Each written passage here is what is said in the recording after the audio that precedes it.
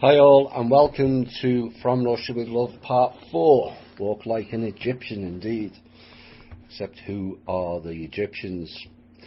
Right, this group of people emanating originally out of India via all the Eastern countries arrived in Egypt that created a cult, one based in human sacrifice, pedestry as mentioned in the Talmud, violence and suffering, and became known as the Israelites. But they had nothing to do with Israel, or by and large the Jewish peoples either. No, it's the house of FRWL, the cult of Baal. Baal is a title and was played by Marduk. Marduk also played Ra, as in Amun-Ra, that went on to create most, if not all, of the world's religions, all divide and conquer programs, creating a construct that gave everyone the illusion that everything was above or outside of them when it was all inside of you. They created all our known wars for most of the last 2,000 years, trashed nations, cultures, peoples, destroyed history to fit their narrative and hide the real narrative, created or took over most of the bloodline house families. Houses operate for and by them. Created usury style banking and took over the whole financial system, making and trading our life force energy for coloured pieces of paper with numbers on them that intrinsically have no real value. Denied the world's population real progress by taking over all the corporations, stifling businesses, making humanity stall by retaining old technology that not only was not beneficial or cost effective to us, but harmed the planet as well. Created or took over secret societies and the mystery schools to promote their hidden agenda that pervades throughout our society in all the institutions supposedly designed to protect or serve us. It is they who are behind most of the trafficking, child slavery, child sexual abuse and child sacrifice. Look at the building on Epstein Island, where young children are kidnapped, abused, raped and worse. Is it not an Egyptian-style building? Complete with the owl, Moloch again. Egyptian word for the owl is Moloch. All replete with the blue and white lines that represents the modern-day FRWL flag. It is not Israel at all. It's not the Jews at all either. It is celebrating an Egyptian-led cult of all worship Ra and the Kali Ma. It is also referenced that the circumcision is a practice of the Jews only. You would be wrong in thinking that was the origin. The origin was way back, and again it came from Egypt. Going back 3,000 years, many years before the fathers of medicine were born, to the days of the astrologer, we present you with a rite as old as the Bible, the taking of the foreskin of each male child, and in Egypt the circumcision of females was also practiced. This cult, which evidence supports, was supported by off-world originating entities, Marduk, Anu, Enki, Enlil, Ninurta, Nergal, with the ground disciples who I believe were a part of them, not us, like Noah, Moses. Moses is not a real name, it is also a title. Abraham, Genghis Khan, Cohen, which apart from now being a Jewish name, also means priest, signifying the church. I don't care which church you follow, but what you have to realize is you are following a death sacrificial cult all going back to the brotherhood of the snake, and has you all worshipping something you have no idea of who or what it is. If you find out the real truth and accept it, all religious people will be doing and using my favourite MeWe GIF. Trust me. Michelangelo, said to be his finest and most outstanding sculpture, did a sculpture of Moses that sits inside the church of San Pietro in Vincoli, and that particular Moses has 2 horns on his head. Why would a celebrated sculptor deface his own creation unless he was telling you something? All hidden in plain sight. So much so in plain sight that too few question it. It's the pet goat and the Baphomet again. But there are some beings that walk around as humans with these very horns, even to this day. Both Kim and I have engaged and seen these beings. What you believe is God is based on an assumption. Assumption is not fact. You have assumed that that is your God. There is no proof to be had. It's all based on faith. Faith means a pledge to trust, like a contract, which means binding. In the 14th century, faith meant an assent of the mind to the truth of a statement for which there is incomplete evidence. Binding, pledging to an incomplete proof, is not proof, and the facts and evidence suggest otherwise. Look at all the wars.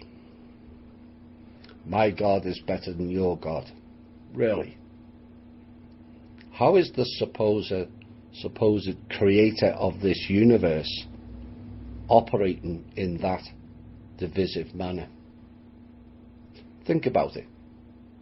As a parent, the creator of children, would you get your children to fight each other to the death? So why would our creator promote or allow it? It didn't. And these usurpers representing themselves as gods have done much damage here and elsewhere. It is said that the Jews are the chosen people. Then why hasn't Yahweh saved them? Look at the quotes of the Talmud again. Is that really something to be promoting or worshipping as a loving God? Is it not promoting lawlessness for those people? A Jew, it is said, can do whatever they like, from stealing, killing or sexually abusing children, and it's all okay, according to God and the Israelites. What kind of sick, perverted God is that? These are the same people who killed the person known as Jesus, which I'm not convinced was the real name. But let's just call him one of the teachers. He told you to follow yourself. In other words, go internal. Not follow him or some fake God. He tossed over the money table of the usury people, and then the supposed Son of God, he wasn't in a literal sense, but is in a source sense, was hung on the cross and brutally attacked whilst dying, condemned by the Sanhedrin and the Church of Rome. As My Peace from Russia with Love 3 has shown, they were one and the same, long before Christianity was created as another tool to divide and conquer.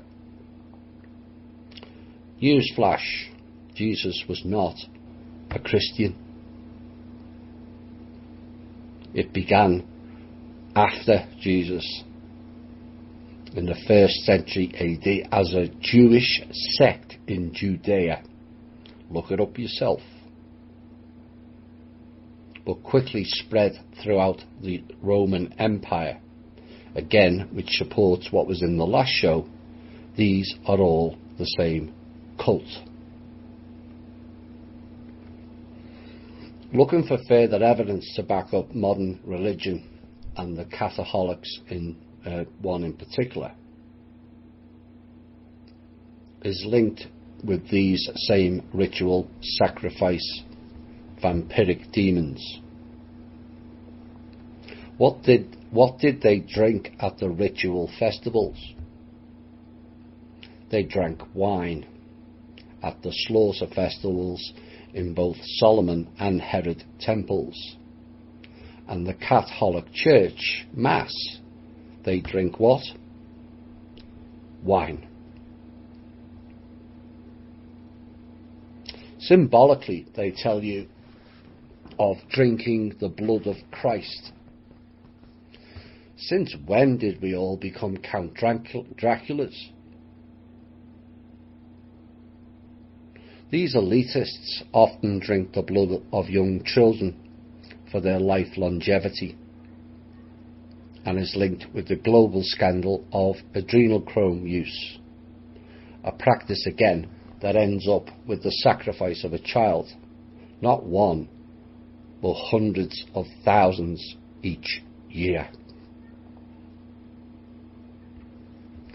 Then we have the sacramental bread is passed off as eating the flesh of Christ. Really? So we are cannibals as well? Or was it them who were the cannibals? It's all in the words, you see. Canny, Baal.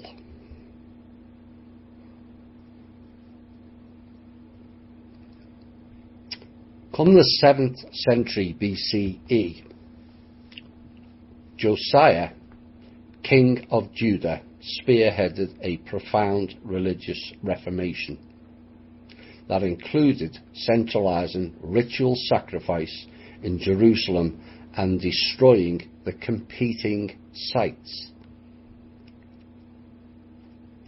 Why would the Holy of Holies, God's most prominent city, we are told, be set up by the Jewish Josiah as the main centre for sacrifice of humans, mainly children?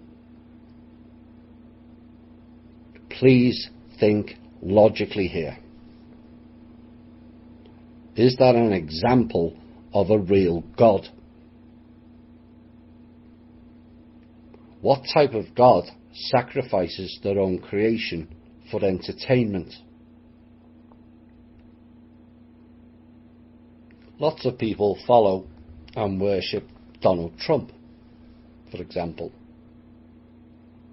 But if he signed a bill tomorrow stating we are going to sacrifice American people for the greater good of America, would you go along with it?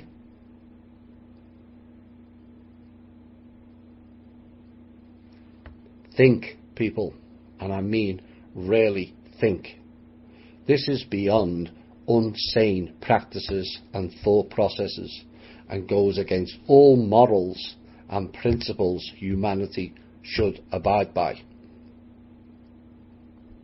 Unless, of course, you think the rules don't apply to God. Eerily reminiscent, is it not, of these so-called elites? El means God, that's why they call themselves elites. Why is it the same? It's ran by the same people as why. Nothing to do with God, source, or religion. Religion is the vehicle by which these psychopaths drive humanity into the abyss. Now, I'm genuinely sorry for all those who got wrapped into the experiment and program of religion. I truly am. They have robbed you of your life force energy to feed their sick and twisted mindsets and keep you away from your real God connection, which is Source. Source is within you, not external of you in the sky. Now, the original meaning of God meant you are a higher evolved being. This means you have attained higher soul growth by using your own life force energy into your progress, not giving it all away to some fake external force. But these dark forces have done everything to prevent you from reaching that higher soul growth and being at one with the real Source. Everything has become external of you when it's internal. It always was. People will complain, someone stole my car, money or house, and yet you have no idea of the depth of what they have really stole off you. You won't even get close to comprehending it.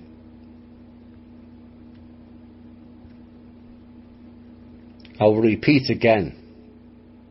I am using the term Jew throughout this piece, but do not relate that to being every single Jewish person or anti-Jewish. It's not. The Jews have been used as pawns in these evil parasite games. Period. Israelites are not Jews per se, but Egyptian dark force occultists. Hi all, the next section we're going to get into is how the Israelites took over the royal houses and also banking. The Rothschildians, as we like to call them, that family has more reptilian DNA than anyone else on this planet, which is hence the term Rothschildian. The Rothschilds family is a wealthy Jewish family descending, it is stated, from Meyer Amschel Rothschild, 1744 to 1812. And yet there is a reference in the trust documents showing that the Rothschilds family received $20 million in the early 1500s. They were not a wealthy family prior to that, but due to their DNA, were elevated to such. Now, the Rothschilds were a court factor to the German landgraves of Hesse Castle in the free city of Frankfurt under the Holy Roman Empire. Germany, Roman Empire. Who established his banking business in the 1760s. Now, unlike most previous court factors, Rothschilds managed to bequeath his wealth and established an international banking family through his 5 sons, who established themselves in London, Paris, Frankfurt, Vienna and Naples. The family was elevated to noble rank in the Holy Roman Empire and the United Kingdom. During the 19th century, the Rothschild family possessed the largest private fortune in the world. No, it wasn't a coincidence, as well as in modern world history. The family's wealth was divided amongst various descendants, and today their interests cover a diverse range of fields, including financial services, real estate, mining, energy, all life force energy, mixed farming, winemaking and non-profits. That is what they state. I state they are blood-sucking, harvesting parasites who have sucked the life out of this planet with their reptilian genetics, killed businesses, killed banking, stifled the planet and all of the beings that reside on it, and denied us our true progress. So what is a court factor and how does it work? In the early modern period, a court Jew or court factor was a Jewish banker who handled the finances of or lent money to European royalty and nobility. In return for their services, court Jews gained social privileges, including in some cases being granted noble status. Court Jews were needed because prohibitions against usury applied to Christians but did not apply to the Jews. Yet another example of how the system favoured these people, either in finance, business or law. Examples of what would be later called court Jews emerged in the High Middle Ages, when the royalty, the nobility and the church borrowed money from money changers or employed them as financiers. Amongst the most notable of these was Aaron of Lincoln and Vivaline of Strasbourg. Yet again, an all too common modern day practice to ensnare your targets, get them to borrow from you and use it against them via blackmail or threaten bankruptcy or foreclosure. Jewish financiers could use their family connections to provide their sponsors with finance, food, arms, ammunition, gold and precious metals. The rise of the absolute monarchies in Central Europe brought many Jews, mostly of Ashkenazi origin, into the position of negotiating loans for the various courts. They could then amass personal fortunes and gain political and social influence, which they used to devastating effect. It created wars to get the houses infighting, lent to both sides to keep them in the game, then used the debts to break those groups down, and subsequently they then take over that establishment or house. However, the court Jew had social connections and influence in the Christian world, mainly through the Christian nobility, as in black nobility, and the church. Due to the precarious position of Jews, some nobles could ignore their debts. If the sponsoring noble died, his Jewish financier could face exile or execution. Now, the most famous example of this occurred in Württemberg, when after the death of his sponsor Charles Alexander in 1737, Joseph Oppenheimer was put on trial and finally executed.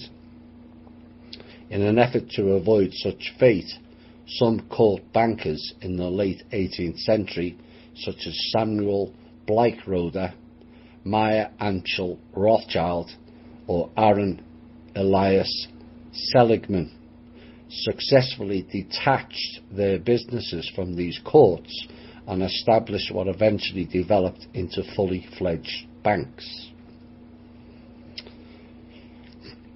Prohibited from nearly every other trade at that time, some Jews began to occupy an economic niche as moneylenders in the Middle Ages. Only they were allowed to take interest on loans, since while the Church condemned usury universally, canon law was only applied to Christians and not to Jews. You see, again, laws do not apply to this group of people, any laws, and it kind of proves that they were the vehicle driver for Marduk. Eventually, a sizable sector of the European Jewish community were engaged in financial occupations, and the community was a financially highly successful part of the medieval economy. The religious restrictions on money lending had inadvertently created a source of monopoly rents, causing profits associated with money lending to be higher than they otherwise would have been. Deliberate, you see. By most parameters, the standard of living of the Jewish community in early medieval period was at least equal to that of lower nobility. However, despite this economic prosperity, the community was not safe. Religious hostility increased to the extent that it manifested itself in the form of massacres and expulsions, culminating in the repetitive expulsion of all Jews from various parts of Western Europe in the late medieval period.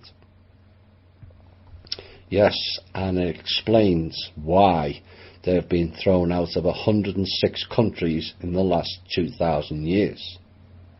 They go in, manipulate and subsequently financially destroy that country or house, and this is why Hitler tried to throw these same bankers out of Germany in the 1930s.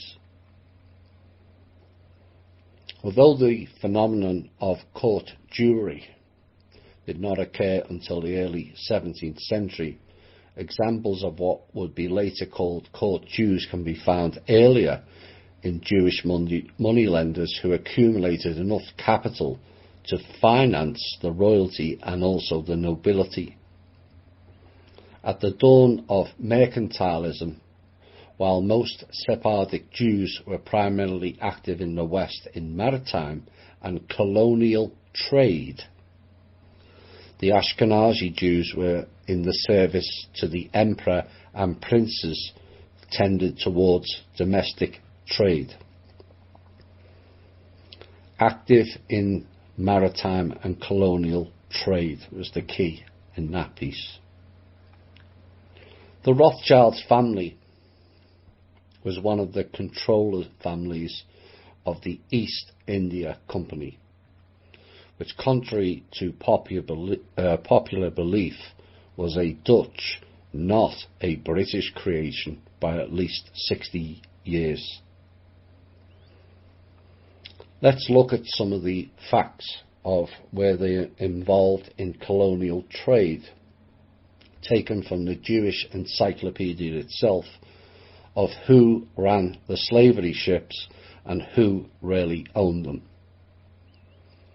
The ship Abigail, owners Aaron Lopez, Moses Levy, Jacob Franks, ethnicity Jews.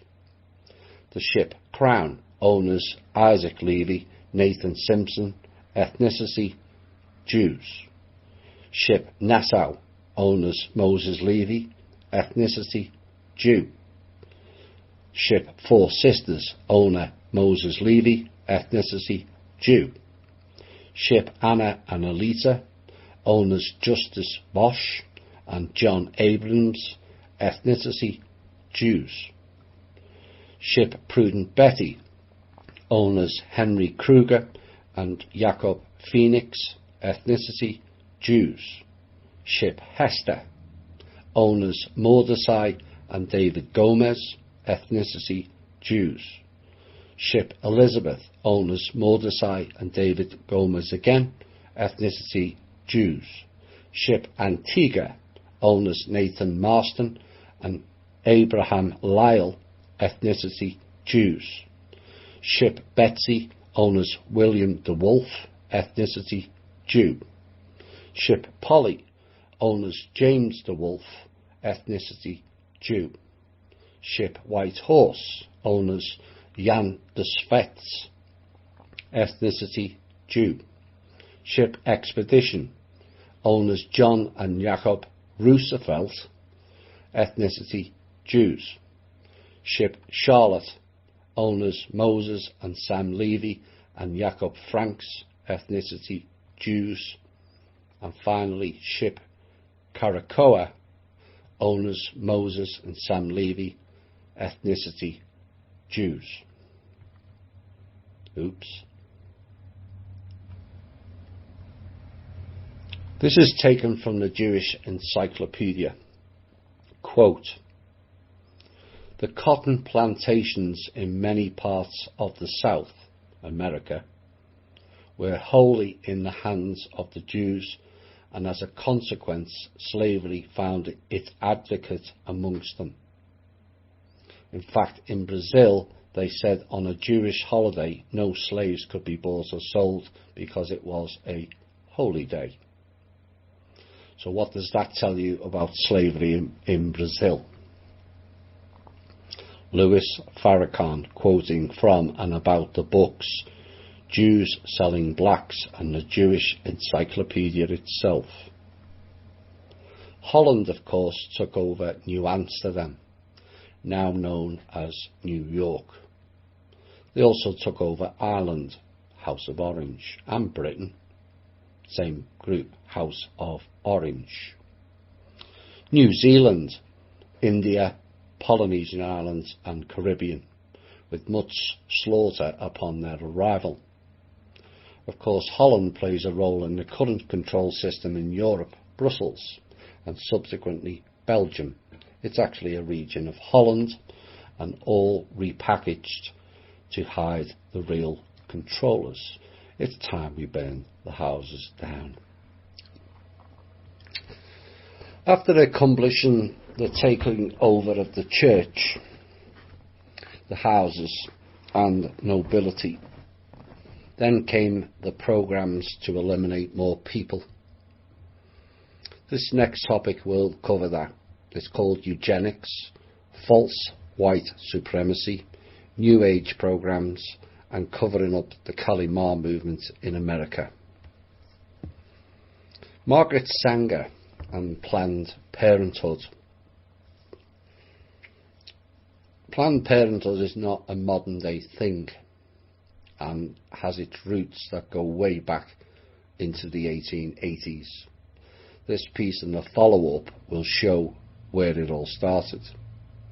The programs of division was born as far back as then, a piece that has all the ingredients of National Zionism, eugenics, occultism and psychotic tendencies, with the usual characters in place: Jack Parsons, Darwin, Hubbard, Steiner, Blavatsky, Crowley, Ku Klux Klan, the Democrats, the Catholic Church and feminism.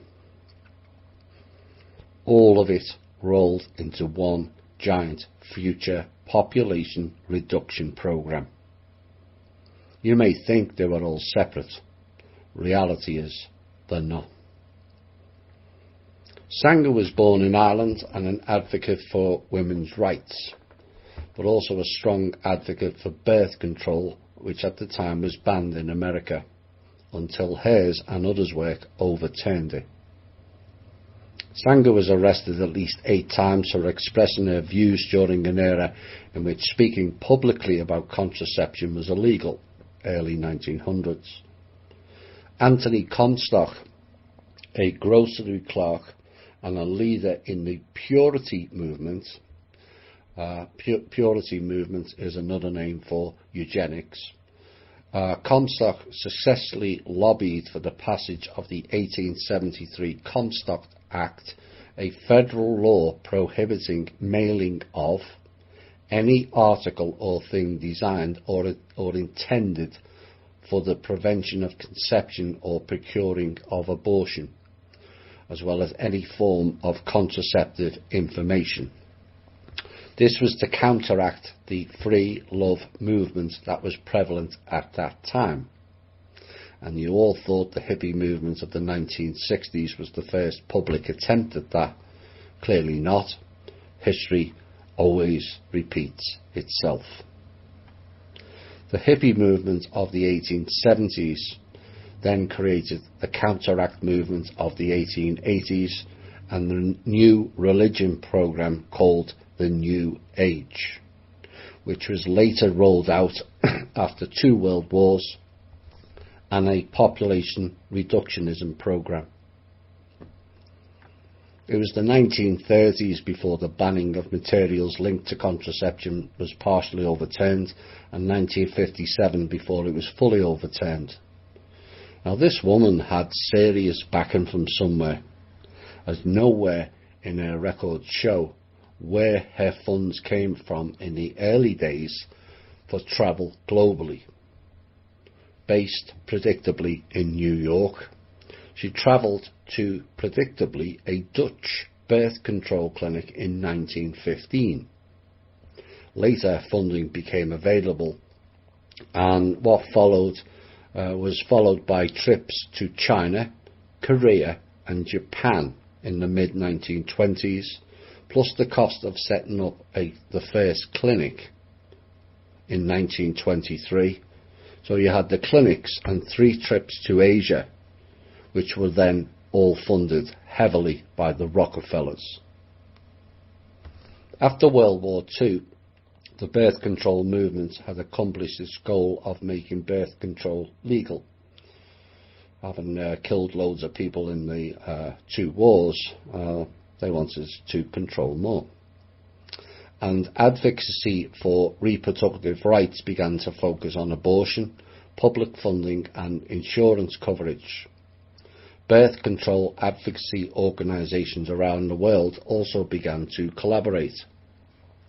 In 1946, Sanger helped found the International Committee on Planned Parenthood, which evolved into the International Planned Parenthood Federation. Nice name, that. And soon became the world's largest non-governmental international family planning organisation. In 1952, John D. Rockefeller III founded the influential Population Council. There is that connection again back from the 1920s of Rockefeller and Sanger. But before we go in deeper, let's just see, did their plans they put in motion in the late 1800s work? In America, back in 1909, there were 30 live births per 1,000 people. 30. And that has plunged ever since. The baby boom they all babble on about, and ooh, they've had too many children, is a quirk of statistics only. A small increase in the middle of a plunging drop. By 1935, that 30 births per 1,000 went down to 18. A drop of 12 births per 1,000 in 26 years. 40% drop. During the wartime and up to the 1950s, it went back up to 26, and since then has plunged drastically. The so-called baby boom era is listed as 1946 to 1964, and yet the births increase was only actually between 1946 to 1950. When it reached its highest peak since of 26.5 per 1,000, and yet by 1964 it was down to 22. Since then, by 1970 it was down to 17.5, by 1977 14.5, with a slight increase during the 1990s to 16.5, and it has fallen ever since. By 2004 it was 14, by 2015, the last figures I could find, it was 12.4. As a point of interest with regards to the so-called free love promiscuous movement of the 1960s, the birth rate in 1960 started at 25 per 1,000 and ended that decade on 17.5, a drop of 30%. With regards to the rise of the feminism movement, The middle of the 1960s, the rate was 23. It's now 12.4. Almost a 50% drop in live births. And now you can see how these programs work. All very silently in the background, and how largely we are all oblivious to their intentions. Not no more, we're not. Not with this show and other shows exposing this criminal enterprise. Sanger was riddled with contradictory thinking, as this statement shows. She wrote that masturbation was dangerous. She stated, in my personal experience as a trained nurse, while attending persons afflicted with various and often revolting diseases, no matter what their ailments, I never found anyone so repulsive as the chronic masturbator. It would not be difficult to fill page upon page of heart-rending confessions made by young girls whose lives were blighted by this precarious habit, which always begun so innocently. Is it not the case that masturbation prevents pregnancies? What is wrong with self-love? Nothing. It's connected to oneself. But of course the church and others in the programme don't want people going inward, do they? All must be external and outside of themselves, and then restrict free love as well. It's a classic mindfuckery programme. So people are unsure of which role or mode to be in. And it's the same word that comes up in the last show, dichotomy. A division or contrast between two things that are or are represented as being opposed or entirely different. Like I said, it's mindfuckery. And they have done this many times on many subjects. Maybe the problem is she was raised a devout Catholic, where sex was almost considered a crime in any form, contraception banned, whilst the ones who made those rules were committing all kinds of heinous sexual crimes on their parishioners. But the key question of her intentions or motives are laid bare with this question. If Margaret Sanger was interested in birth control, why didn't she go to Africa, India, or China and control their birth rates?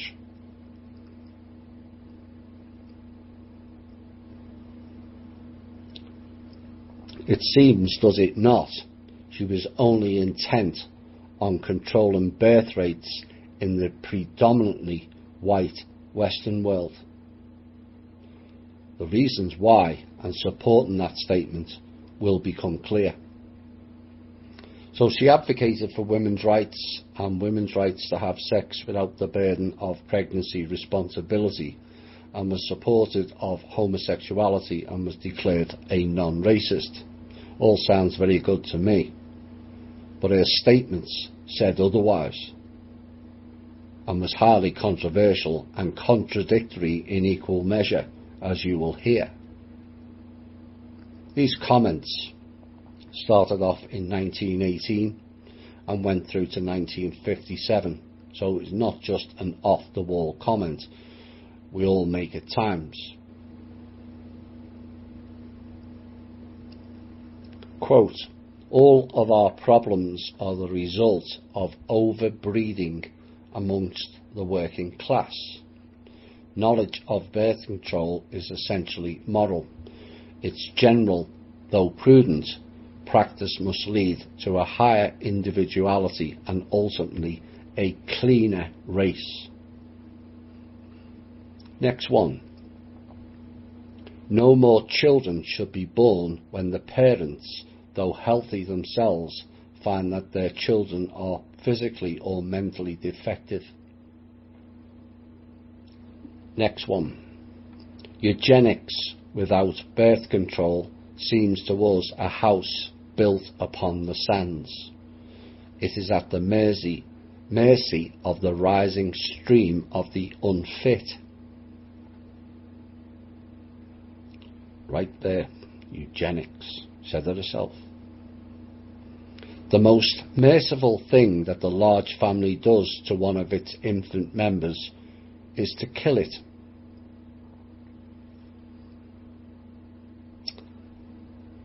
Next quote, the most serious evil of our times is that of encouraging the bringing into the world of large families. The most immoral practice of the day is breeding too many children. Next quote, birth control itself, often denounced as a violation of natural law, it is nothing more or less than the facilitation of the process of weeding out the unfit, of preventing the birth of defectives or of those who will become defectives. If we are to make racial progress, this development of womanhood must precede motherhood in every individual woman. Next quote. As an advocate of birth control, I wish to take advantage of the present opportunity to point out that the unbalance between birth rate of the unfit and the fit, admittedly the greatest present menace to civilization, can never be rectified by the inauguration of a cradle competition between the two classes. The most urgent problem today is how to limit and discourage the over-fertility of the mentally and physically defective. All of those quotes were in the space of 2 years, between 1919 and 1921. And she carries on. Organised charity itself is the symptom of a malignant social disease. Feeble-mindedness perpetuates itself from the ranks of those who are blandly indifferent to their racial responsibilities, and it is largely this type of humanity we are now drawing upon to populate our world for the generations to come. In this orgy of multiplying and replenishing the earth, this type is pari passu, multiplying and perpetuating those direst evils in which we must, if civilization is to survive, extirpate by its very roots. Next quote. These two words, birth control, sum up our whole philosophy. It means the release and cultivation of the better elements in our society and the gradual suppression, elimination and eventual extinction of defective stocks, those human weeds which threaten the blooming of the finest flowers of American civilization. Next quote. We must apply a stern and rigid policy of sterilisation and segregation to that grade of population whose progeny is tainted, or whose inheritance is such that objectionable traits may be transmitted to offspring. My own position is that the Catholic doctrine is illogical, not in accordance with science, and definitely against social welfare and race improvement. Next quote. A marriage license shall, in itself, give husband and wife only the right to a common household and not the right to parenthood. Next quote.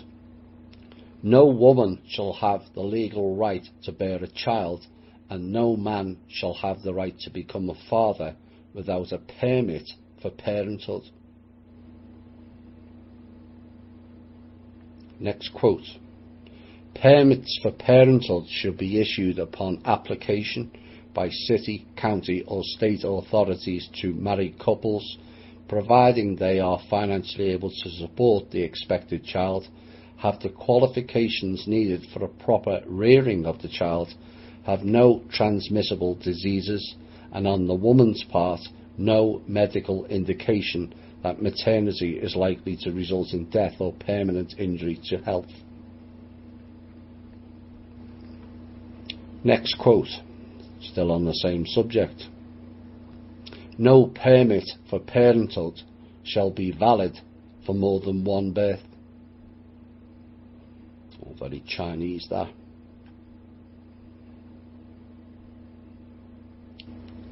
Next quote, which ties something else in. I accepted an invitation to talk to the women's branch of the Ku Klux Klan. I was escorted to the platform, was introduced and began to speak. In the end, through simple illustrations, I believed I had accomplished my purpose. I received a dozen invitations to speak to similar groups following it. Next quote. We don't want the word to go out that we want to exterminate the Negro population. Nice woman.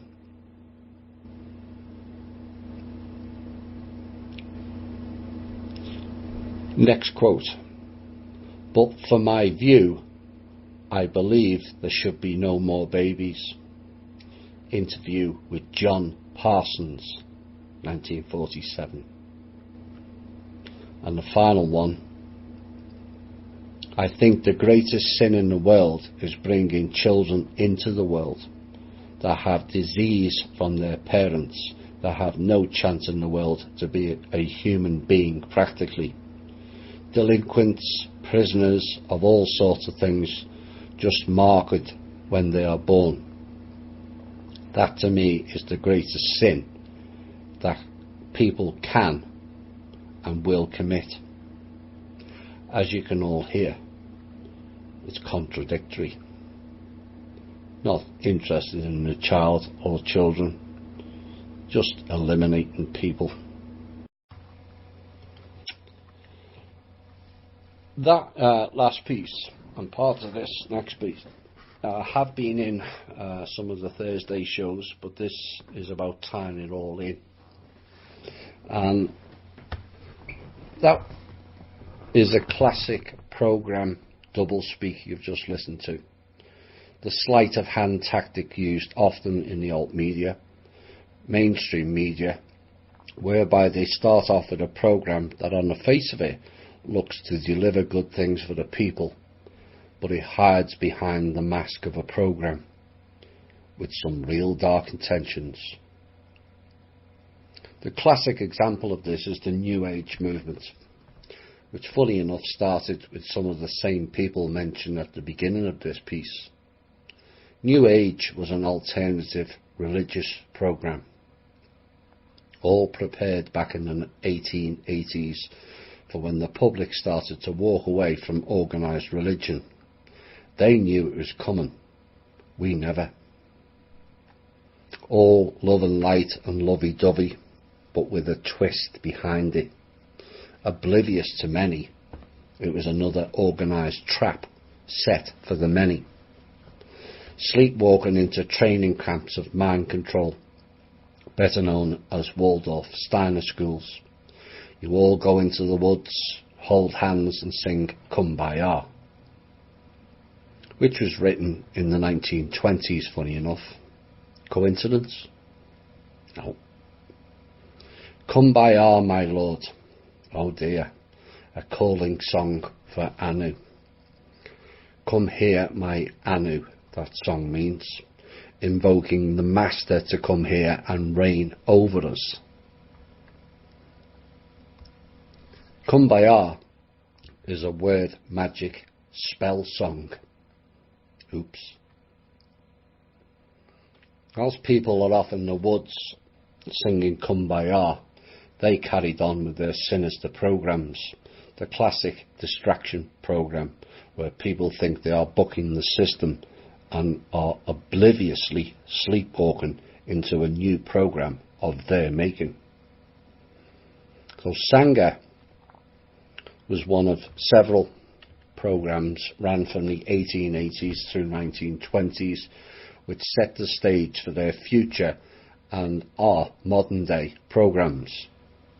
The 1880s brought us Blavatsky, Albert Pike, which rolled into Rudolf Steiner, Crowley, onto Hubbard and Parsons, Scientology, then into the New Age and the channeling programs, all of them have elements of not necessarily the truth, which they did, but more of a case of what you wanted to hear. It's the classic fishing program technique, where they lure you onto the line and you can't see the hook at the end of it. But even when people see the hook, they go into Stockholm Syndrome style behaviour due to investing so much time into it, and rather than feeling or looking stupid by admitting they went on a wrong path, which we have all done several times, they will defend it to the point of total insanity. The classic example is the RV people, but the main one is religion. That has some way to go yet before it fully reveals itself to the many, the pure folly of following that program. Nearly all of our current ills stems from this time period. The Federal Reserve, Nazism, which is National Zionism and not German, eugenics and research programs now known as black budgets, genocide of many in World War I, genocide of the people of Rus and the Slavic Aryans, which set the stage for the reverse program 20 years later,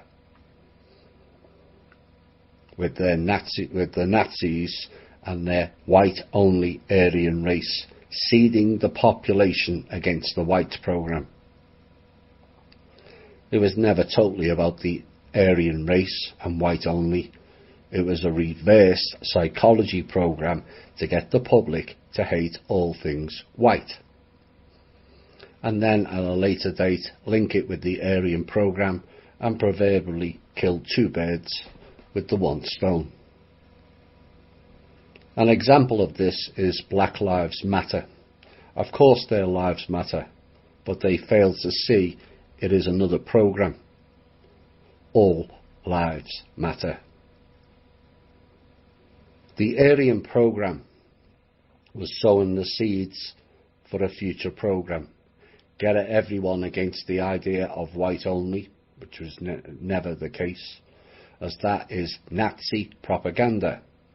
All that is Aryan stuff and it's superior race BS. No, it was a hidden agenda of their next plan, elimination of the whites, not the blacks. For many people, this next bit will shock you.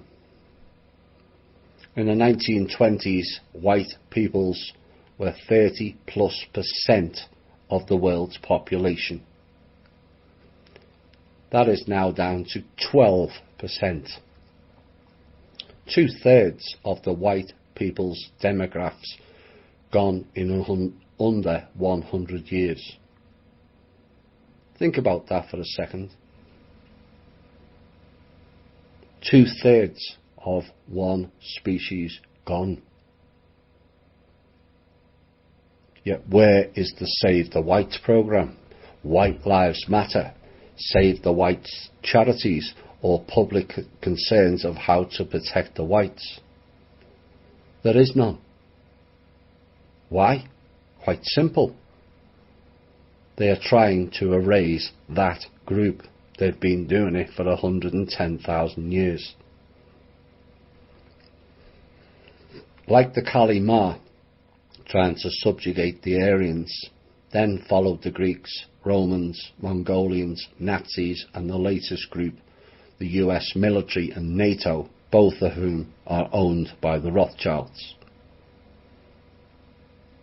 There is no white power groups allowed, remember. Why? Because that programme was etched into people's psyche. It's the equivalent of looking at a midday sun for longer than a few seconds by the Nazis. White power is fascist, racist, violent and divisive. Oh, the irony of all those words. So you see how easy it is to set it all up over time, and also how few could work out the real agenda behind it. Only critical thinking will arrive any researcher to his destination. To the rest, you are stuck in the same station for the rest of your life, following a narrative these think tank groups have all laid out for you.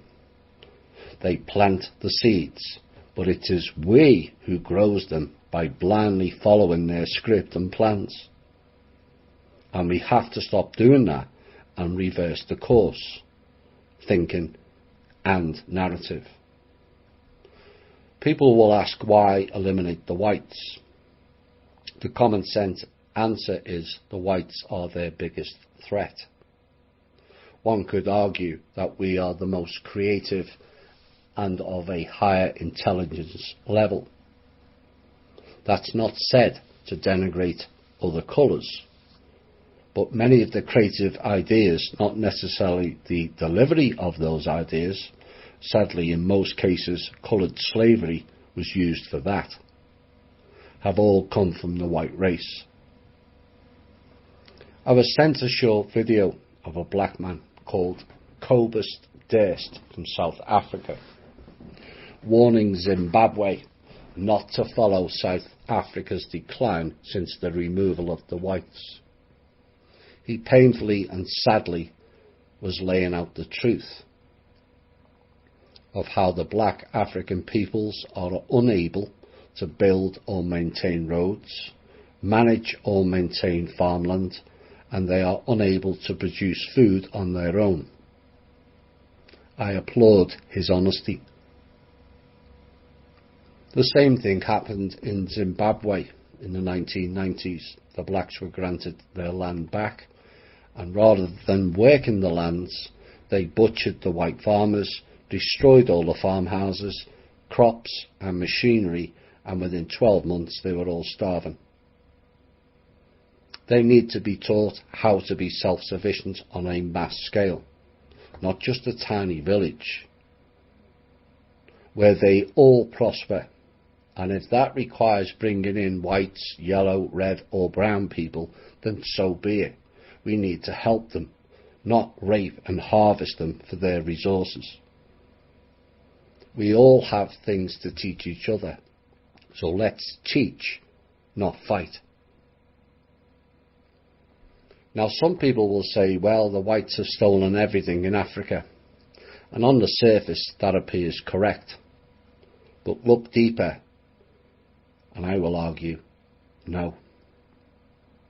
Like the list I read out earlier, it is one particular group that uses countries for their own ends and agendas. Yet again, the same house families have stolen much in Africa.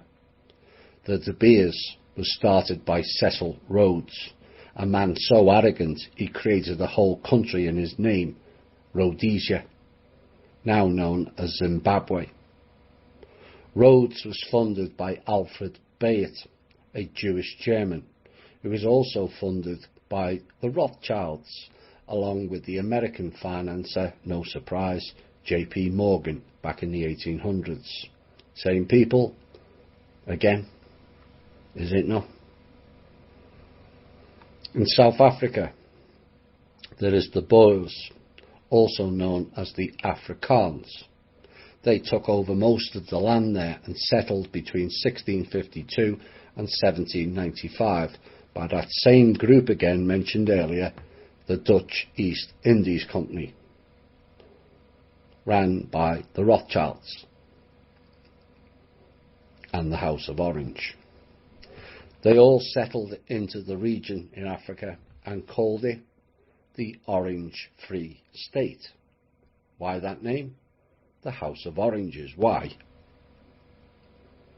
And despite the British taking over in 1806, they still named the new areas of that region with the name Orange.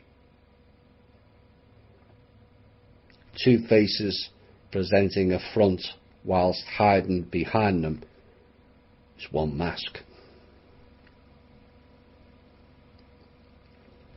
But the point is, for whatever reason, the black race, who despite, we are told, having been here for long before other races, or in some cases told they were how and where life started here, they have not been able to develop their own lands with homes, roads or general infrastructure at the same pace as the white or other races. Again, that is not to show superiority, but to state the facts. So if you connect the dots, eliminate 70 to 90 million Russian people, eliminate Slavonic Aryans, which includes part of Turkey, Syria and Iran, which means land of the Aryans, decimated Europe in World War II, then flooded it with migrants, create fear programs of all things Aryan via the Nazis, who were not at all German. Think of it not in terms of countries, but a program. And the stage is set. You all see the pattern now? Once you see the pattern, you then learn to connect the dots. And as history shows, it always repeats. The reality was it was setting the stage for their next program, World War III, a clash of the civilizations of Muslims and Christians designated for 1990, which conveniently leaves out the Hebrews. Now, since I highlighted that piece in the Faction Show, Ogle, known as Google, and other search engines have striven to debunk the facts or altered them towards the war between nasty Muslims destroying Israel. Yet again, an example of trying to steer the information on the internet away from the real truth. Pike stated to leading Freemason and one of the 13 Italian bloodline nobility families, Mazzini, it was between the Christians and the Muslims. And by the way, it was not a prophecy, but a plan. Just like all the fake prophets in the Bible, it was a plan. The fact is that Muslims and Christians were derivatives and creations of the Hebrew cult, which would have led to the destruction of the Middle East, Europe and the Americas, setting the stage for Eastern control as arranged back in 1912, and it was not just the financial aspect via the Federal Reserve either. The Russian Holocaust was done. The 6 million Jews figure was already imprinted into people's psyche. The Balfour Declaration was set. The elimination in World War I of between 20 and 50 million Chinese. Has anyone asked how 20 million, never mind 50 million, Chinese were killed, or by whom, when they never left their own borders? Planned Parenthood, occultism, Crowley, Steiner, the takeover of Ireland, the takeover of the world finances, the changing of people's cultures and boundaries, the creation of the wealth families like Rockefellers, Carnegies, Rothschilds, Warburgs, JP Morgans, etc., kicking into a new gear. And people thought the Nazis in 1940s were the worst. That was the sleight of hand. These people, groups and programs were all implemented 50 or so more years prior to the Nazis. And humanity 100 years or so later is still paying the price for that time period. The sinking of the Olympic, not the Titanic, heralded in the real dark ages of humanity. In essence, the sinking of that ship is symbolic of the sinking of the white race. From where I'm standing, it's the elephant in the room. Using their classic sleight of hand manoeuvre, appear to target one group, but they are actually manipulating and targeting another. But it also symbolises the fall of humanity in many ways. We have descended into the pit and we have a long climb to get back out. Ultimately, that rests in each and every one of us to make that climb. The modern day version of eugenics is and has been done by vaccines. The propensity and current focus is that vaccines have caused illness and in some cases death, which is correct, and that has now been heavily publicised. But the real hidden agenda behind it, which involves several black budget research centres globally, in particular Fort Derrick, the Long Island Research Centre called Montauk, Plum Island another example, with the main head office known as the World Health Organization, ran not surprisingly out of Switzerland, home of the Rothschilds, is eugenics. A thinning of the herd, as they call it. Not mass annihilation for the 90% of humanity as posted within the alt media, but 100% of us, including the so-called chosen ones. Oops. That was the programme. Then there is other examples of this programme via the Gates and Clinton foundations. All of these are pushing the hidden agenda of eugenics. The full scale of what the Clintons were up to in Haiti has yet to reveal the full scope of heinous acts and criminality there. The full scale of devastation done to India and Africa by the Gates Foundation has only scratched the surface also. Beyond comprehension what those pair of puppet psychopaths have done.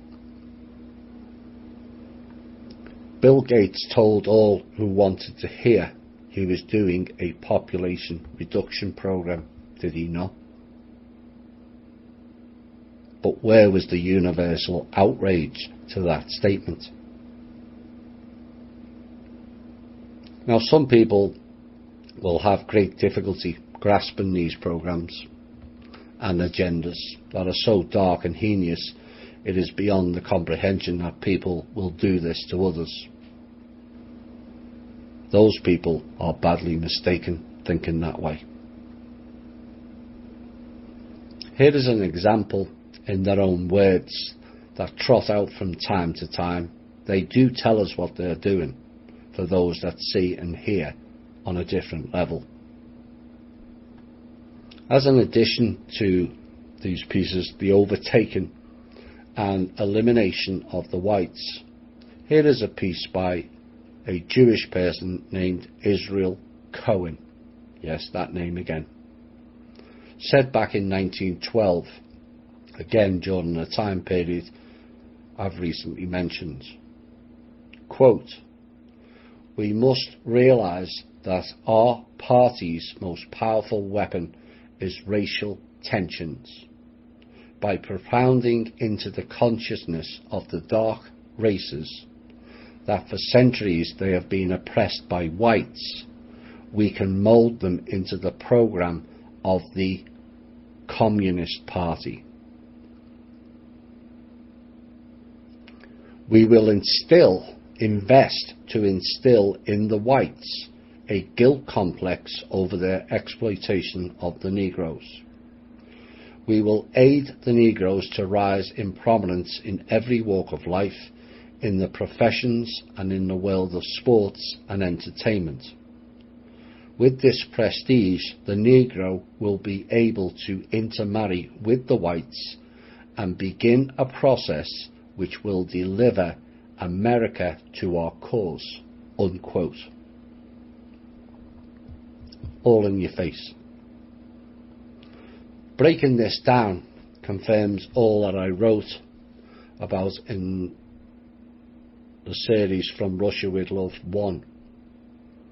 Blacks mixing with whites for an agenda. Now back then it was to boost voodoo magic. Now it is similar with an added political agenda. 2. It confirms the Communist Party is nothing to do with Russia or China and everything to do with Khazarian and Ashkenazi Jews under the Zionist banner. 3. It confirms this was not a programme run by whites. 4. Look at all the top American sports and also entertainment. Most are black, which is fine in and of itself. But how many are there because of this programme instead of their talent? Affirmative action in schools. Does that ring a bell? 5. Confirming their takedown and takeover of America. It's all there. It's all in your faces. They are their words, not mine. Quote, "and begin a process which will deliver America to our cause." 6. All divide and conquer. Quote, "our party's most powerful weapon is racial tensions." Unquote. The question to ponder: if the Cold War was about the rise of communism, why wasn't China a Cold War enemy as well? Given their population was 10 times that of Russia,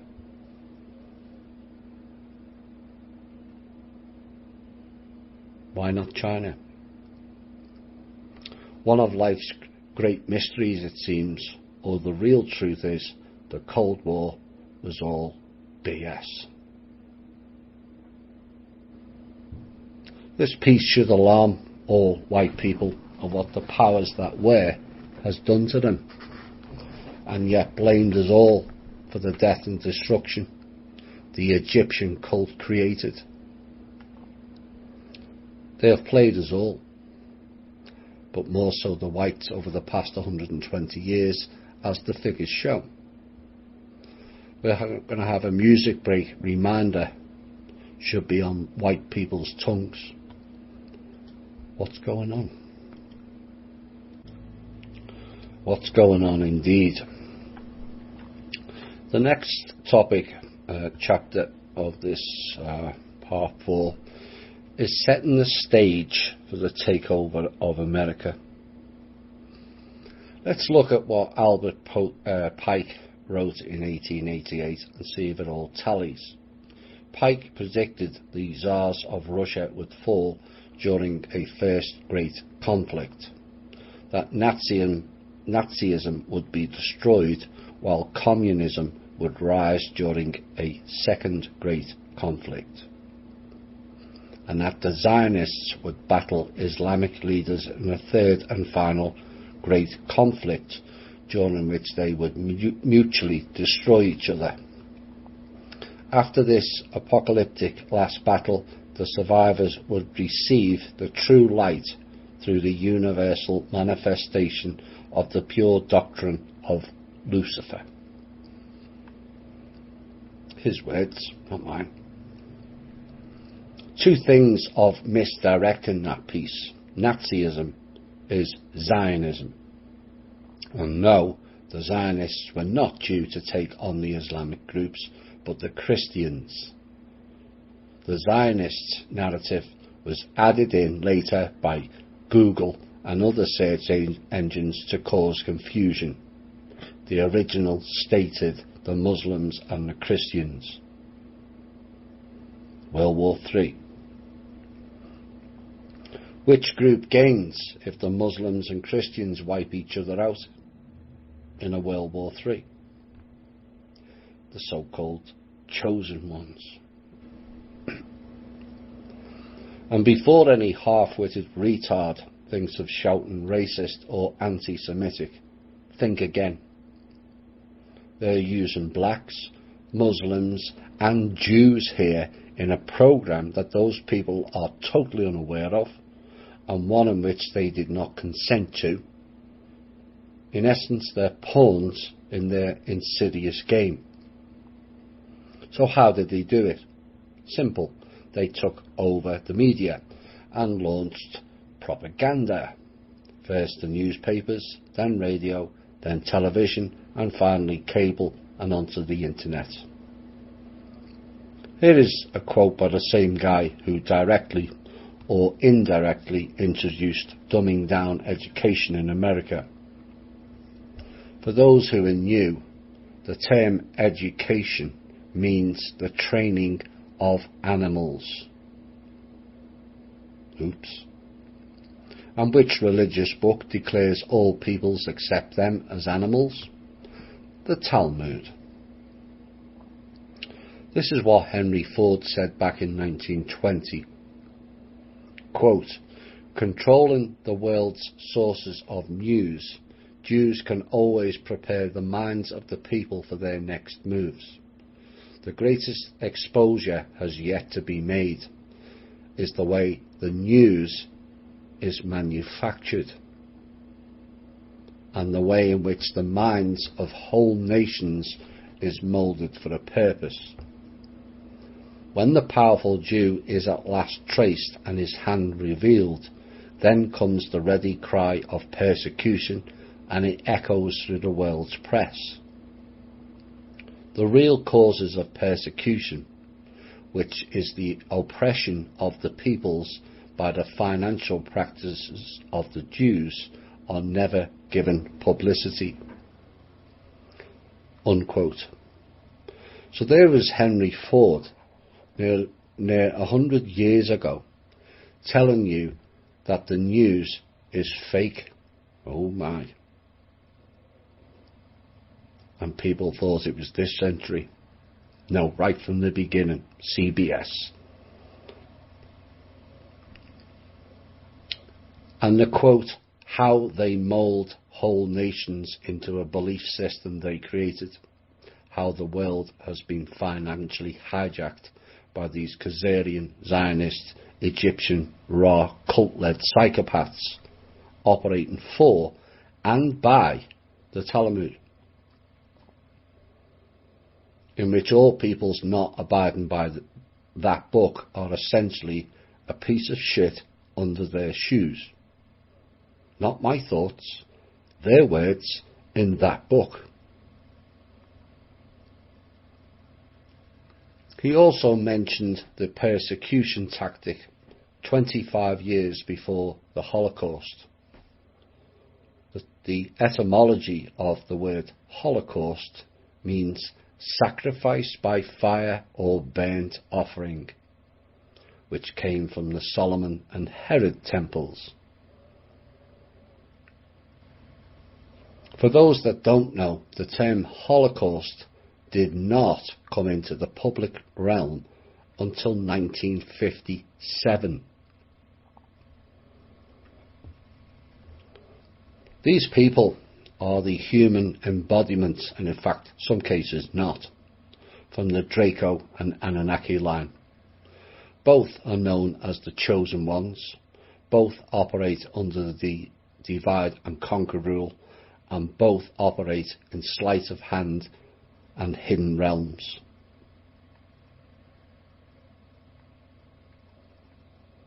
Was it possibly the case that Adolf Hitler exposed the Khazarian Jews back in the 1930s and 40s? Did he not say who was the issue back then? The Jewish bankers. So the line that was used by Henry Ford, when the powerful Jew is at last traced and his hand revealed, then comes the ready cry of persecution, and it echoes through the world's press, unquote. Hence the Jewish persecution narrative rolled out with the 6 million Jews figure, which coincidentally was mentioned 138 times in the press between 1880 and 1941. There is that timeline again mentioned in the last piece, is it not? These are the Kalimar peoples that have blighted this planet for over 110,000 years with their child sacrifice games and blood rituals, fire sacrifices, false flags, and their holy days. Yes, all the bank holidays are ritual sacrifice days. All of them. And for us to really prosper here, they must be exposed. The light needs to shine on these cockroaches and the issue dealt with once and for all. It must be achieved in non-violent ways. People have no idea of the impact of bloodshed on this planet. None. We do not have to plunge to the despicable levels these anti-human parasites have. These people represent themselves as Jews or Israelites and play on the modern-day terminology of those words. Most of these people are neither, for they are the Kalimar and Egyptian cult parasites. And I hope one day all the real Jewish people rise up and expose it also. They have been pawns in a game that was not of their own making. They then began the takeover of America, which ended when the paperclip crew began in 1947. But did you know, or have you ever heard of the American Holocaust? Nope. For those new, you're in for a shock. I have covered this piece in the show, but for continuity and the full picture of connecting dots, I'm going to repeat it again. Much like the Russian Holocaust 2 years earlier in 1919. No one's heard of that either. The American military and federal government bombed the Greenwood district of Tulsa, Oklahoma in 1921 and killed many thousands of people of colour who had at that time developed efficient, numerous and prosperous businesses within that region. That most popular being mass agriculture. They were accused of being capitalists in an industrial society and bombed into oblivion by the US Army planes at the behest of the federal government under an executive order called martial law, created by Congress and issued by President Woodrow Wilson. Yes, Democrat. The indigenous people who created their own banks in 1865, called the Freedmen Savings and Trust Bank, which upon opening had over 72,000 accounts and had deposits of $52 million, which is the equivalent of over 100 billion today. And it made it the largest grossing bank in American history at the time. And as we have seen often in the alt media, when something's not going according to their plan, events happen, more commonly now known as false flags. America is littered with them, but within a month of agreeing with that deal to end slavery, President Lincoln was assassinated and things began to go north, not south. In came Andrew Johnson, a native of Newcastle, England, and a Freemason. Also another Democrat, who took over the presidency by default, and was another who was involved in and links to the fledgling KKK, which was formed as an official group in December 1865. When was Lincoln killed? No coincidence.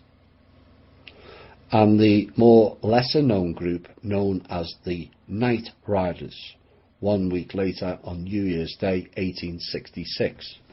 Both groups were born out of the Democrat Party. Period.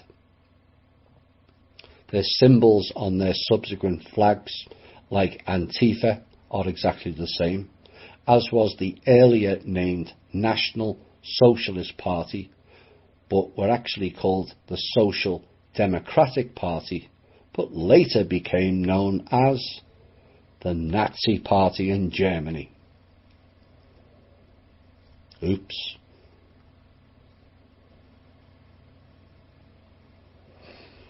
Another massacre, his story as not revealed too readily, was committed by the Democrat mayor, the Ku Klux Klan, who also joined up with the New Orleans police at a Republican convention in 1865-66, whereby they attacked and killed 40 blacks, 20 whites, and wounded 150 others. They don't tell you that in history, do they? Then in 1868, the Klan released push cards, like baseball cards, with a list of 63 Republicans designated to be killed. 50 were black and 13 were white. This was in South Carolina. They then passed laws against the indigenous Negroes, where bearing arms was banned, limited the abilities for the native groups to continue to be prosperous economically, banned group gatherings, barred blacks from renting or buying land, barred them from serving on juries, voting was prohibited, decided black orphans could be put into forced labour, and the classic Negroes learning how to read and write became a criminal offence, known as the Black Codes of 1865. Harassment and forced incarcerations based on largely trumped up charges, which then forced them into labour camps, and the slavery racket, abolished by Lincoln and others, was washed away into his story. But these Negro businesses, as they were called back then, the term Negro was first used by the Portuguese. It meant dark-skinned. Were not African Negroes at all, but were Indian Negroes. There was an influx of Africans when word got back to Africa that there was much prosperity to be made working in America, not Africa. Here is a little known fact about Africa that shatters the official narrative of whites did all the slavery. In fact, much of the African labour was traded not to the Americas, but to the Middle East countries, in which one country stood out, in particular to Egypt. No surprise there.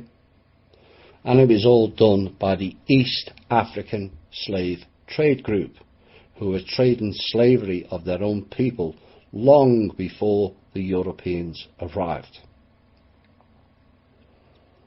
It is the African people who rounded up their own people of colour and sold them off to a small portion of white groups who were largely, as mentioned earlier, being manipulated into doing that by a hidden force, the Zionists. The myth supported by documentation of an African slave migration to the Americas is just that, a myth. There was a very successful, hard-working business-like population here of indigenous Native Americans with an influx of Caribbean peoples, and the majority of peoples here were not descendants of black African slaves, but the indigenous natives. The abolishing of the Slavery Act was essentially a ruse. They were adopting a new free enterprise system because neither the North nor the South were operating as well as the indigenous peoples. They couldn't farm the land, had less businesses that were profitable and less banks also, and were also concerned the indigenous were becoming capitalists and self-sustaining. The robber barons and money people wanted an industrial-style output which they controlled. In other words, it was a case of teach us what we can't do, and then we will steal it all from you, so you can forget the slavery nonsense you were all told in schools, colleges and academias. They talk pre-written scripts given to them by the same group of scumbags today we call the cabal.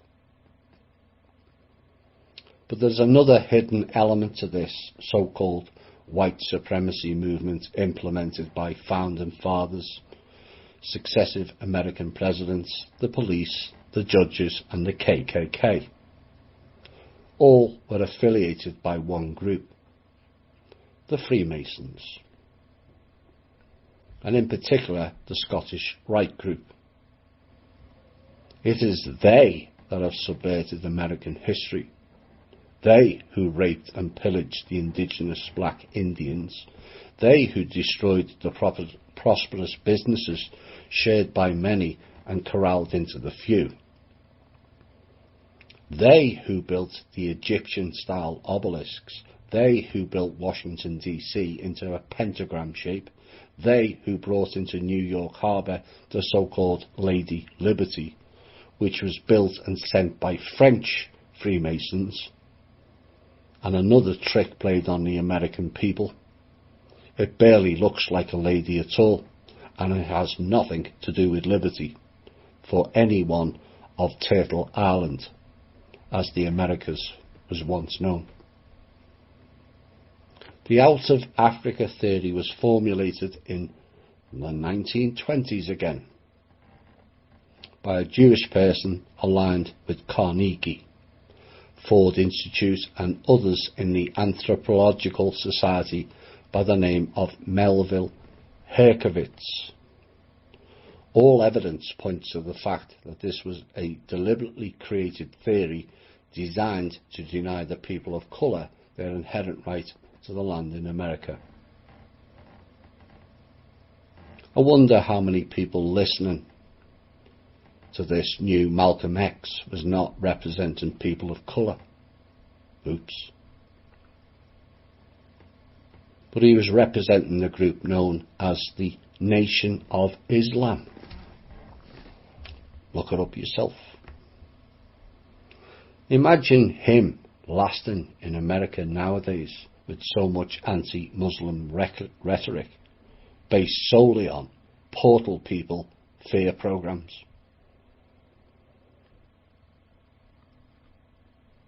The question is, was Malcolm X a stooge for a future program of the Muslim Brotherhood? And for those that don't know, the Muslim Brotherhood is nothing to do with Muslims and everything to do with Langley 3, Obama and their divide and conquer tactics. It was George Washington who initiated the 1790 Census Act to document all peoples in America. People of colour came under one bracket, based on official guidelines set by the government. All records that would substantiate most people of colour were indigenous and not African between 1790 and 1890.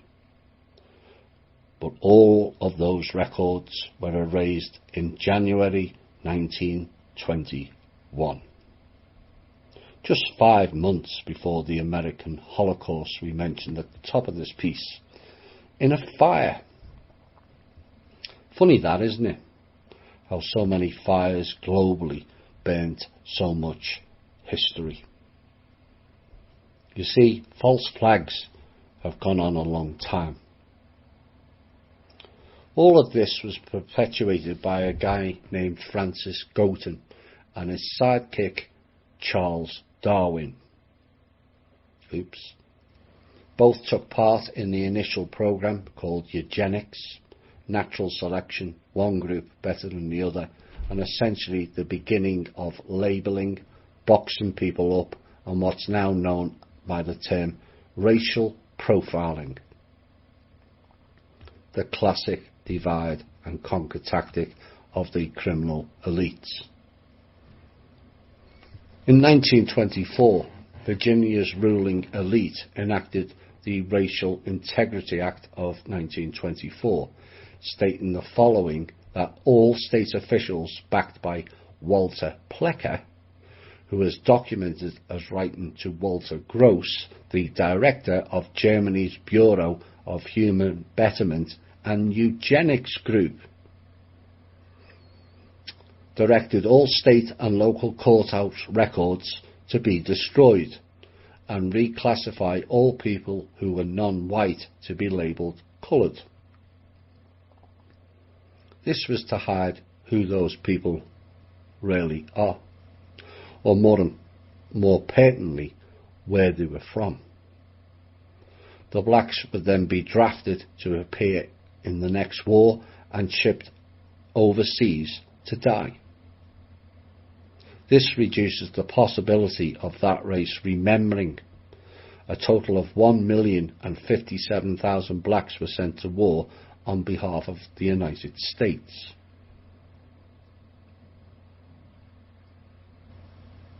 But 87% of soul dyers in that war were white, which is massively overpopulated compared to the demographic numbers at the time. Conveniently, detailed records were kept for all racial groups except the white race. The people calling themselves Native American from that date risked facing a 1-year jail sentence. All Indians were then classified as coloured. You see, it was all about the pseudoscience called eugenics. And you all thought that racial purity started with Hitler and the Nazis. Think again. This started before he was even born. It wasn't until the US Supreme Court in 1968 that forced Virginia to repeal the law, and the Virginia Racial Integrity Act of 1924 was overturned. In the subsequent time span, the identity of these people was changed 5 times on their birth certificates and licenses, from coloured to Negro to mulatto to Creole and then black. The reality is, in this country, despite what the fake genealogy tests tell you, yes, you, Ancestry.com and 23andMe, all fake. 98% of people known as African Americans in this country are actually indigenous Aboriginal Indians. His story now becomes their story. This piece shows you how Israel Cohen, who said 9 years earlier, "We will invest to instill in the whites a guilt complex over their exploitation of the Negroes." Blacks were then treated real badly and taught to hate on the whites, based not only on this incident, but also the fake African slavery, which was traded by blacks long before the white people showed up. You don't believe me? Go and research it. It's all there. Whilst their numbers increased, the whites diminished, leading to an eventual takeover, as mentioned by Israel Cohen also. Is there a more modern evidence of quotes to support this? Yes. Quote, "I'm going to bring down the United States by funding black hate groups. We will put them into a mental trap and make them blame the white people. The black communities are the easiest to manipulate." George Soros, Hungarian Jew, in an interview with Germany's Bild, September 2014.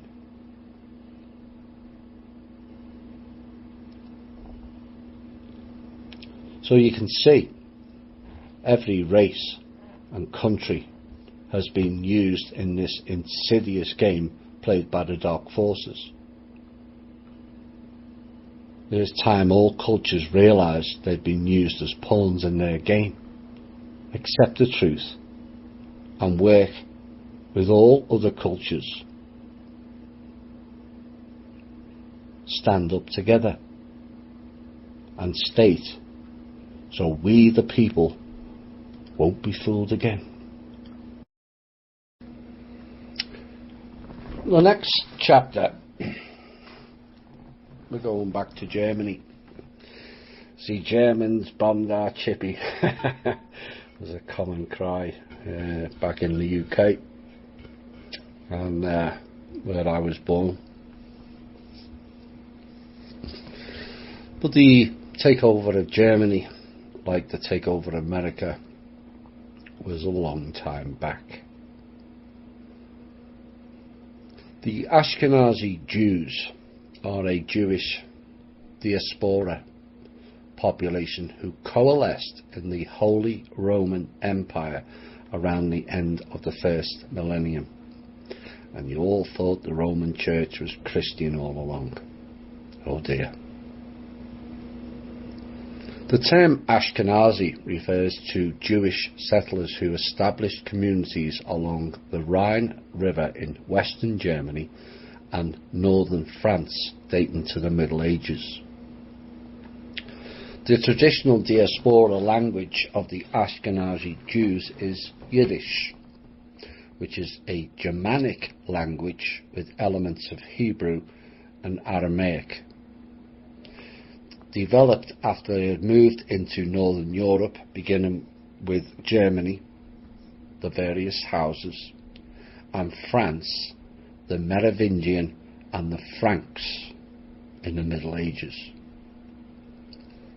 For centuries, they used the Hebrew language only as a sacred hidden language, until a revival of Hebrew as a common language in Israel.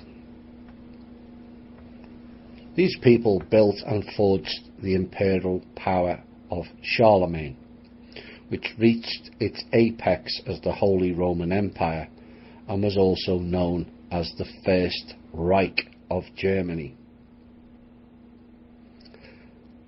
Ogle will tell you there was no previous Reichs. Wrong. The Holy Roman Empire of Germany went from 800 CE to August the 6th, 1806, when Francis II, as the last ruler of the Holy Roman Empire, known as Francis von Habsburg, or Franz I of Austria, abdicated and the empire was disbanded. Empires are never disbanded, They just passed the baton to a new group. The revived Second Reich came in 1871 by the German family of Hohenzollern. You are all now familiar with the term Third Reich, running from the early 1900s to the 1940s. But many are less familiar with the Fourth Reich in America, from the paperclip era onwards.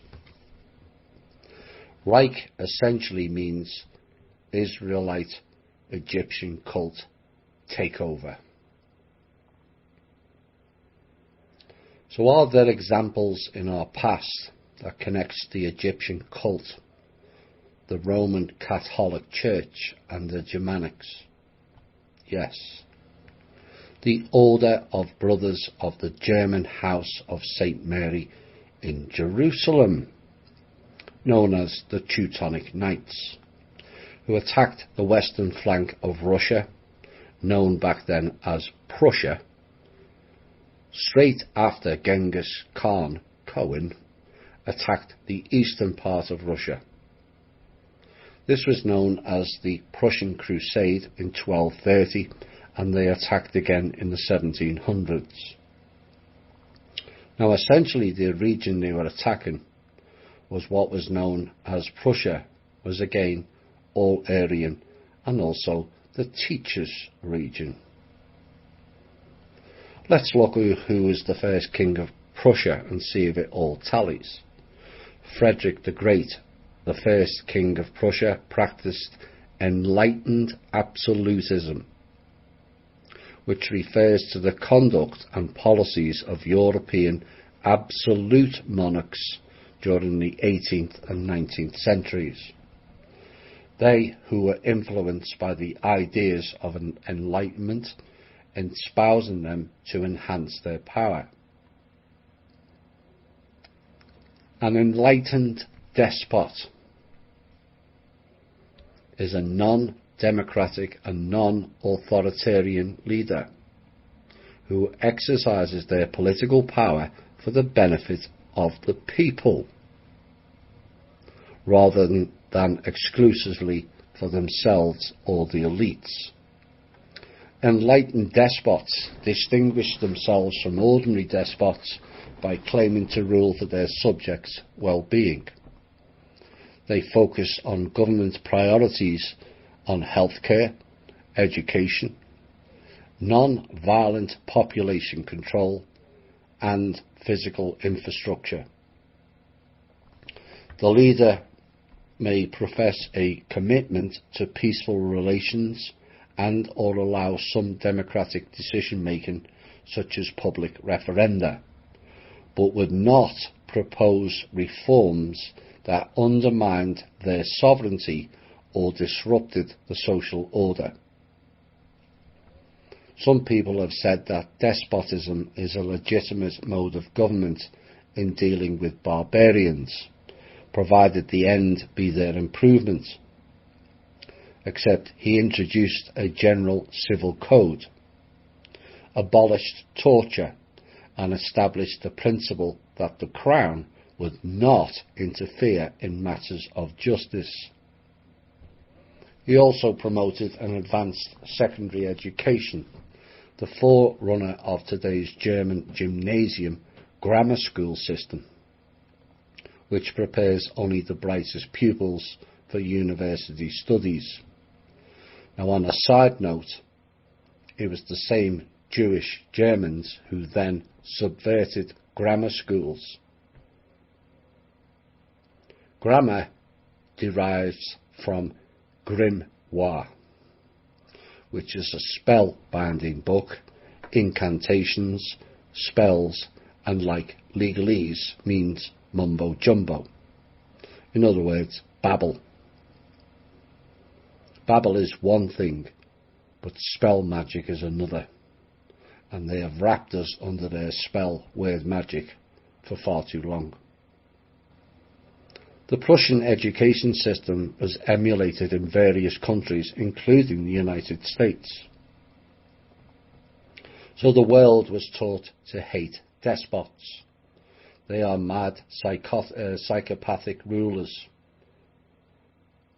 The media cry. Yet they taught enlightenment, operated for and by the people, would never do anything to take away their sovereignty, allowed public referenda, committed to peaceful relations, who prioritised healthcare and teaching. It's all very ruse, isn't it? Despot is like another word, like the term Aryan. Everyone began to repulse against, except they were the real good guys. And this is how the media works. In most cases, the ones that are doing good are the ones they are attacking. Back in the UK,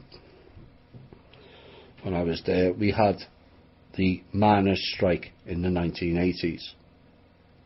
Arthur Scargill, who was the leader of the miners, warned that the government was smashing the labour unions and that they would all lose their jobs. But the media ran their spin stories, and the sheeple people believed the media, who ran the hit pieces on Scargill. The media won, and within a decade the unions were smashed and most of the miners lost their jobs. The media did a similar hit job in my hometown in the UK in the middle 1980s on Derek Hatton, who was a prominent council position back then, and fought against the budget cuts against the city and vowed to protect jobs, services and build council homes for the poor in the city for the first time since World War II. The media turned against them, the sheeple followed, and the disastrous consequences all unfolded before the gullible people realised what had happened.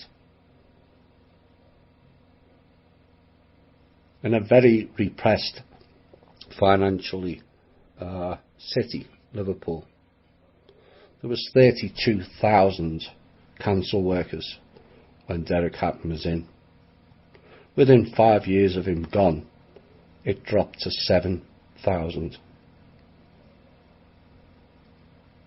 Soon after, it dropped to 5.5. The word media derives from the goddess Medea, Medea. She was known as the goddess who was known as a cunning sorceress. Very fitting indeed. Other examples of this was against Gaddafi and Saddam Hussein. Both looked after their people far better than their Western counterparts. Gaddafi built a vast water plant in the middle of the desert, designated not only for clean water, but also to recreate agricultural land in the desert to feed the people, reclaiming back the once fertile oasis taken over by the sand. Why was it sand? Following the use in the past of the Fash destroyer weapon that was covered in From Russia with Love 1, we had no deserts on this planet until then. So what happened to Gaddafi's water plant? The US military came in and bombed it into oblivion.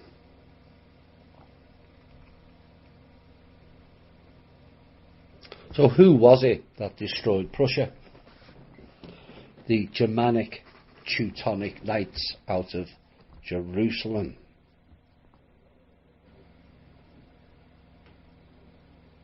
Not Israel, because it didn't exist back in 1192. Those same knights who later had naval control in the Black Sea region. Why?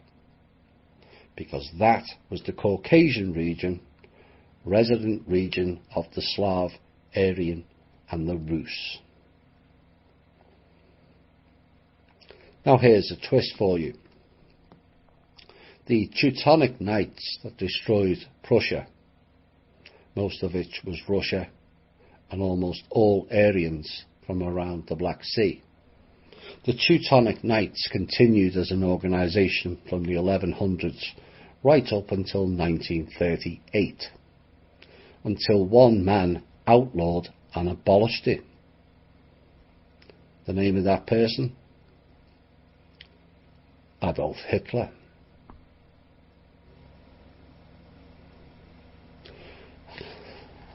The question is, why would Hitler abolish a group who had defeated the so-called enemy, Russia, several times previously before World War II started?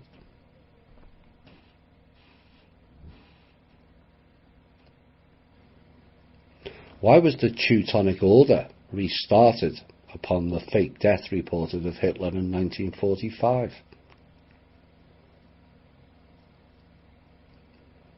The question remains is it possible Hitler worked out what the system was trying to do and eliminate all whites?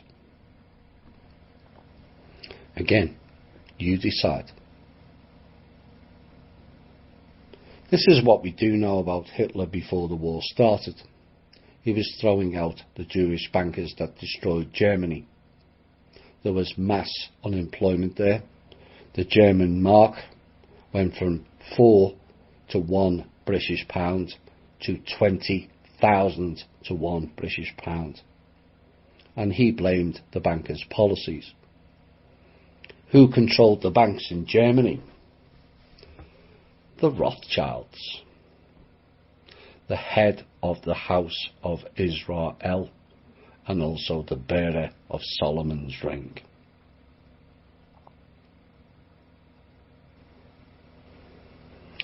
Germany was working with the fuel and advanced technology. The rogue elements were working with the Aldebrans and the Draco. Germany created the first motorways.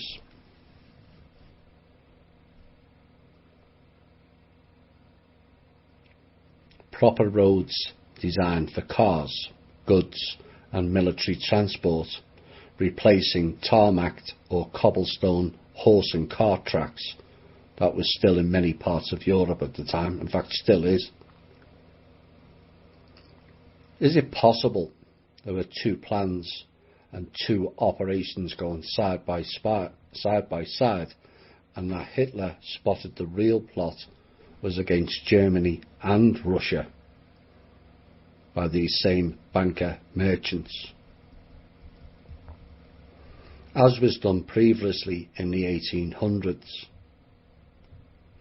Is it a coincidence that Russia was nuclear bombed? Yes, you heard that correct. The same year as America's War of 1812. That particular civil war was stated to be about trade routes and a treaty that was unpopular, which led to rallying points by, listen closely, pro-French Republicans led by Thomas Jefferson and James Madison, in wresting power from the pro-British Federalists led by George Washington and John Adams. Oh my. Two of the great American names, Thomas Jefferson fighting for the French, Rothschilds I might add, and George Washington for the British, Rothschilds again. 36 years after America's so-called independence. Well, that piece shatters that illusion, doesn't it? Which country was it that came to feed and rescue America and Americans in that war? Russia. Oops. You see, all our history in every country is utter bullshittery from day one. Let's look more closely at the modern German leader, and more particularly her background. In 1868, Merkel joined the Free German Youth, the official communist youth movement, sponsored by the ruling Marxist-Leninist Social Union Party of Germany. Socialist means Democrat, as mentioned earlier. Membership was nominally voluntary, but those who did not join found it difficult to gain admission to higher education. All about keeping it in-house, you see. House being the operative word. She did not participate in the secular coming of age ceremony, Jugendweihe, however, which was common in East Germany. Instead, she was just confirmed. Now, during this time, she participated in several compulsory courses on Marxism and Leninism, with their grades only being regarded as sufficient. Certainly not leader material. But you'll find out why later.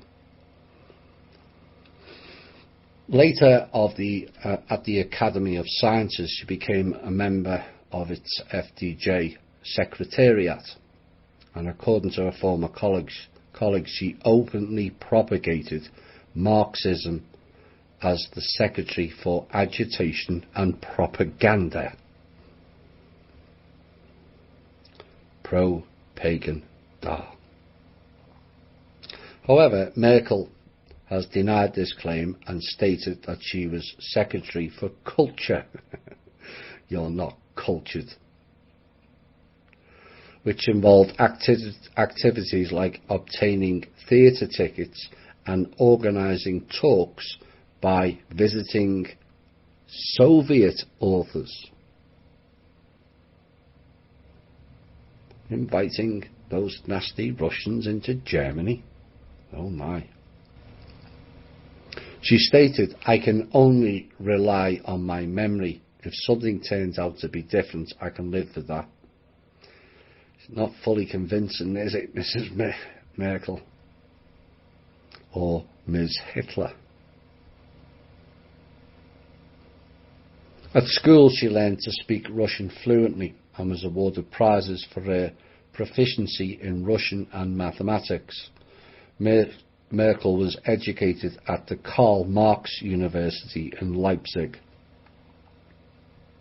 And here's the kicker.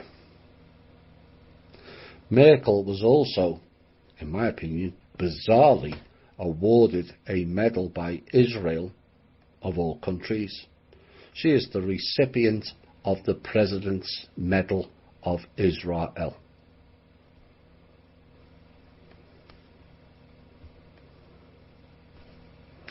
Questions arising from this, given Germany's recent history. The German people were taught to hate and subsequently fight Russia and hate Russians because they were communists. Why would they have as their leader a Russian-speaking communist?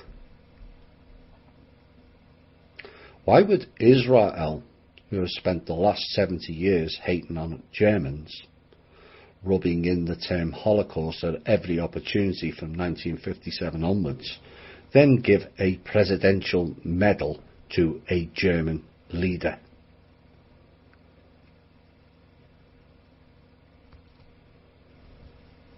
Doesn't make sense, does it? Not designed to, that's why.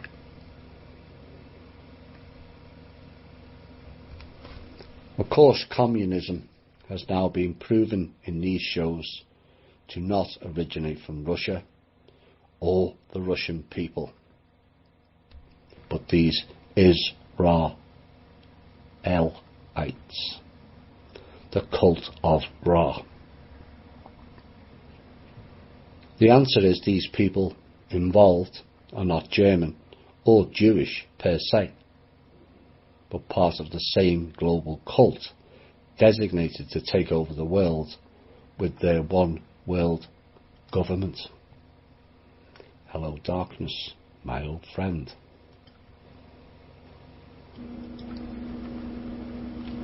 Next portion is still on Germany. Is it possible the Germans were duped? Hitler was told that Germany was going to be the main country of the world. But was that not already decided by the ones called the Chosen Ones via the Balfour Declaration in 1919? The question to ask is, why would a country who were running on a white-only Aryan race policy attack another Aryan country like Russia, or attack another Aryan countries and peoples like Poland, Austria, the Slavs and the Slovaks, to name but a few? Does that really make any sense? Of course it doesn't.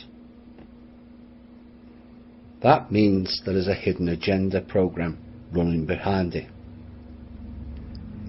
Maybe we need to look closer at Heinrich Himmler for the real policy. They had a plan that also included the kidnapping of Eastern European children by Nazi Germany. Most Eastern European children were of Aryan descent. Sound familiar? The children harvesting again? History repeats, you see. Himmler stated, quote, "Obviously in such a mixture of peoples there will always be some racially good types." Eugenics again. "Therefore I think that it is our duty to take their children with us, to remove them from their environment, if necessary by robbing or stealing them." All very reminiscent of the child sacrifices in Solomon's and Herod temples, is it not?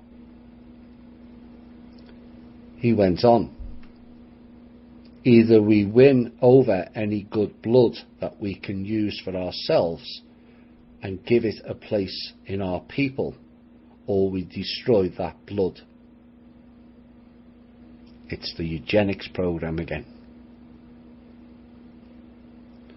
The racially valuable, quote unquote, children were to be removed from all contact with Poles and raised as Germans, with German names. This was for a later program of inserting them peoples into positions of power. The elites love their name changes, usually by changing vowels, but it's not always the case. Himmler declared, "We have faith above all in this our own blood, which has flowed into a foreign nationality through the vicissitudes of German history." Again, history repeats of the Kali Ma, blacks being told to mix with whites for voodoo enhancement back in the Garden of Eden, which was in India, the original one. There has been 4.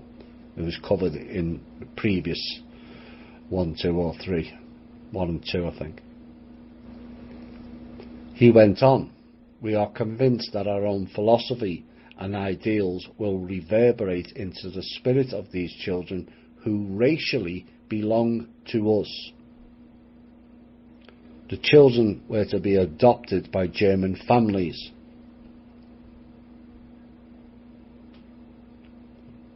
Children don't belong to anyone. They are not possessions. They are free spirits.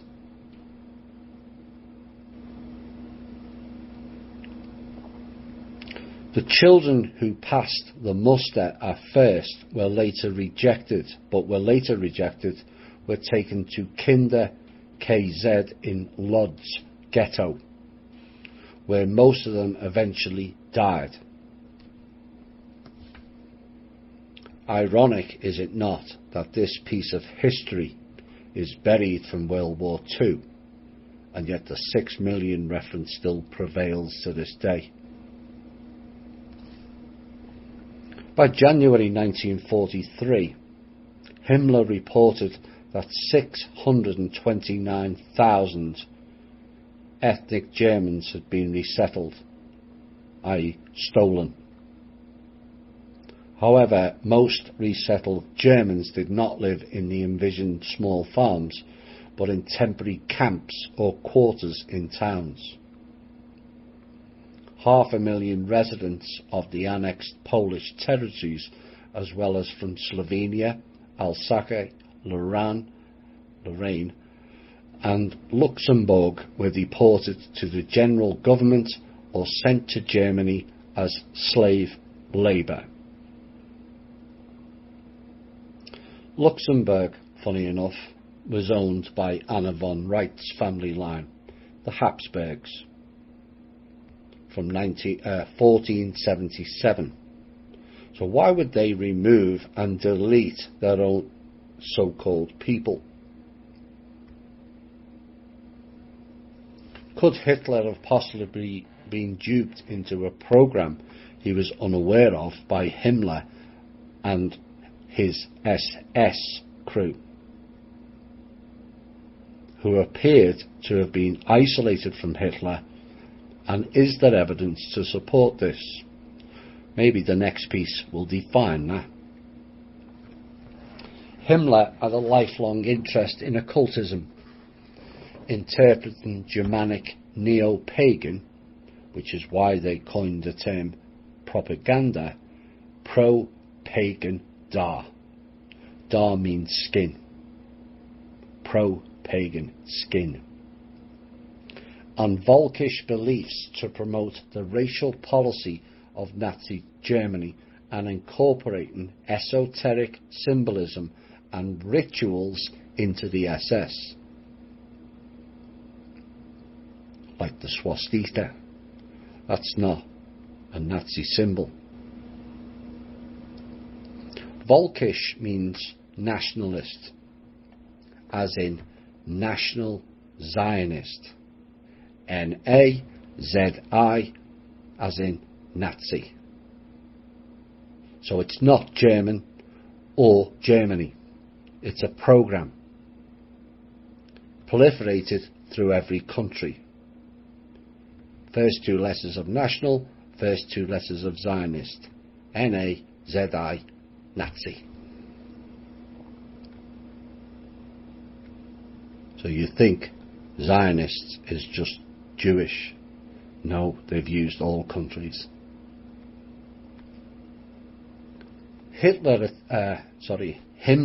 not Hitler, attempted to open peace talks with the Western Allies without Hitler's knowledge shortly before the end of the war. Hearing of this, Hitler dismissed him from all his posts in April 1945 and ordered his arrest. Himmler's contact in particular with Britain, of all the countries to contact, he contacted the very one who was about to create the state of Israel. Coincidence? Your choice to make. Looking for further evidence of World War II and the Nazis was not solely to do with Germany or its people. We uncover this piece. Naim Giladi, the author of the book Ben Gurion's Scandals, How the Haganah and the Mossad Eliminated Jews. Stalin's decision to use the Zionists in establishing the state of Israel after the Second World War was motivated primarily by his intent to oppose the United States in the oil-rich Middle East. Stalin was not his real name, but was a nickname and a mixture of Steele and Lenin. Lenin, again, was not his real name, was born to Jewish parents, not Russian. The temporary support, Soviet support, for the Zionists materialised in the form of allowing 711,000 Jews to exit from countries behind the Iron Curtain in 1945 through 1947, same time as the paperclip. Not a coincidence. Supposedly in order to emigrate to Palestine. Is it not reminiscent of previous exodus by these cult people, firstly when exiled out of the Garden of Eden in India, and secondly the exodus out of Egypt, which we are told was freeing them from slavery? It wasn't. It was about expansion all along. The Zionists advertised this migration under the code name Briha. Briha is actually a Muslim word and means cold flow of the escape of Jews from Europe. In reality, the vast majority of Jews preferred, it says, but if history is correct, and I would use that term preferred very loosely, to go to the United States or stay in France. Of the 711,000 Jewish refugees, only 232,000 actually went to Palestine. Why? Because the rest were going for the takeover of America as stated back in 1912. And France was the main takeover place for these cultists throughout the last 1,000 years. Now, the reason stated for the few going to Palestine was due to many being panicked by some 15 pogroms staged by the NKVD in 1945-1947. Pogrom means massacre and is suggestive of being pure propaganda or false flag attacks. NKVD was a Zionist massacre squad out of the now Zionist-led Russia.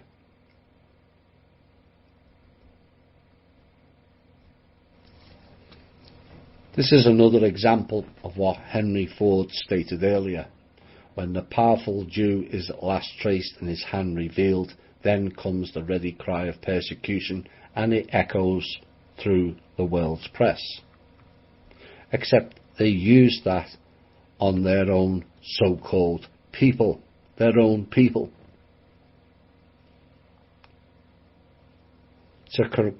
Basically to corral them into regions they wish to control, as you will see. Only the pogrom of Kielce, I was pronounced that right, on the 4th of July, interesting, 1946 was described in the world's press, naturally the Soviet version. 15 other pogroms in the satellite states, 4 of them in Budapest alone, were never reported in the world's media or were reported in such a way they did not survive in public memory. The Zionists organised the groups of Jewish refugees who left Poland mainly through the cities of Czyszyn and Klodzko. The Soviet terror apparatus in Kielce conducted show trials of 9 Poles who under torture signed confessions and were immediately executed. Later their families provided evidence that none of the executed men were present in Kielce on the 4th of July 1946. The bishop of that region, Mr. Kazmarek, was tortured for 40 hours and lost 19 teeth before Jewish security officers were able to extract him an incriminating statement.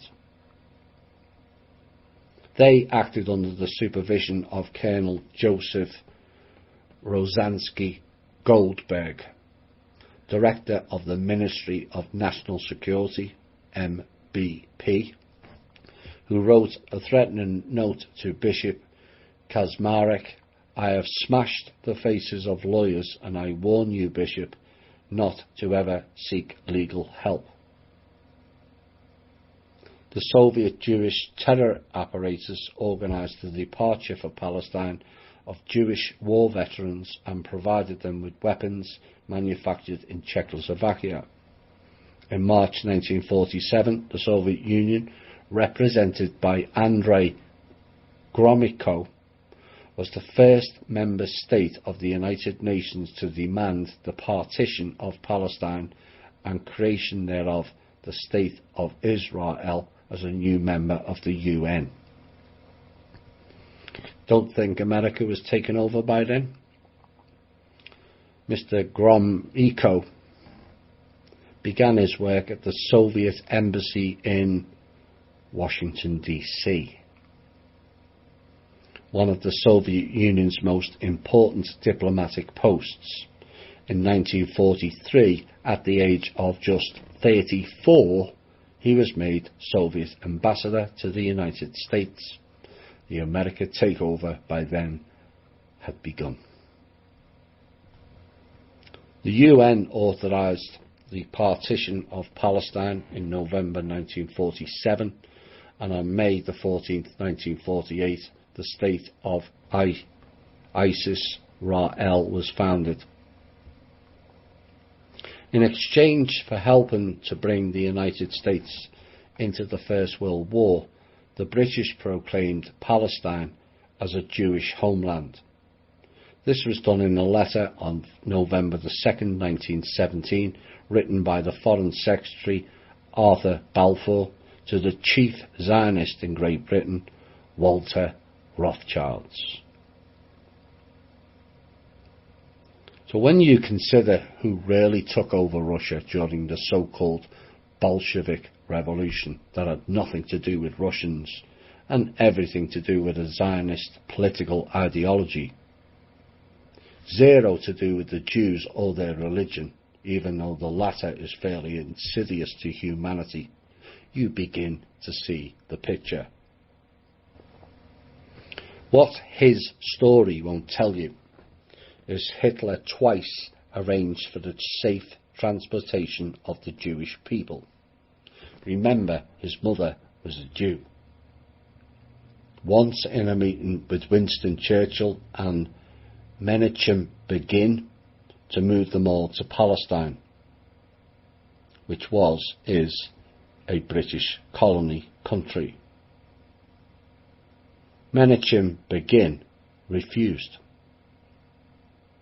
This was in the 1942-43 time, so before any of the now legendary accounts of atrocities, which was refuted by the Red Cross official documents at the time and other civil rights groups who reported on what went on in those camps, all reported they were being looked after well.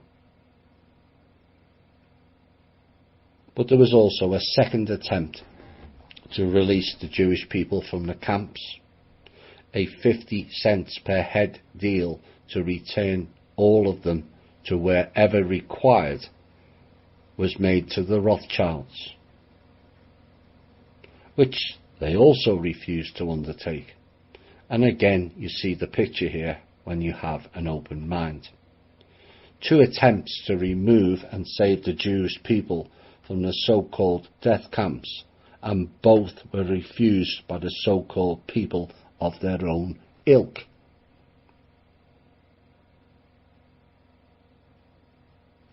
In reality, these types of people, and I use that word loosely, have no interest in any human, never mind their own people, known today as the Jews.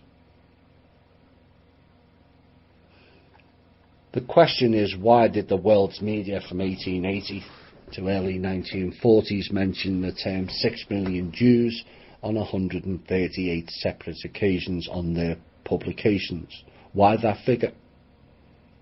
Why not mention 150,000 who actually died, which is the exact figure the Red Cross determined the amount of Jews that died in those camps?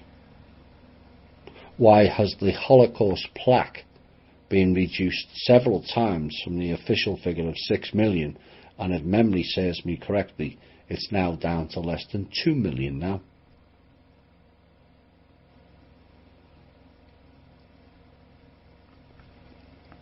Look, killing one Jewish person to me is too much. But I will repeat again, this is not anti-Jewish. This is all about how the control system uses certain peoples and countries for their own agenda. They care not about any peoples or any country, and only how they can leverage it in a way for their total gains. Israel, as it was called by the Elites, mainly out of Britain, via the Balfour Declaration, where they were paying homage to their gods, Isis, Ra, El. El means God, as does Al, Aka, Allah. So when you hear it's the Jews doing this or that, stop and think. It is the system using the Jews to do this or that. Do not blame the people or the region. The British establishment told all in their hymn they were creating what is essentially a military and off-world base in the Middle East with the song Jerusalem. And was Jerusalem builded here in England's green and pleasant land 200 years before the country or state of Israel? The answer is yes. It was by the Balfour family in league with the Rothschilds.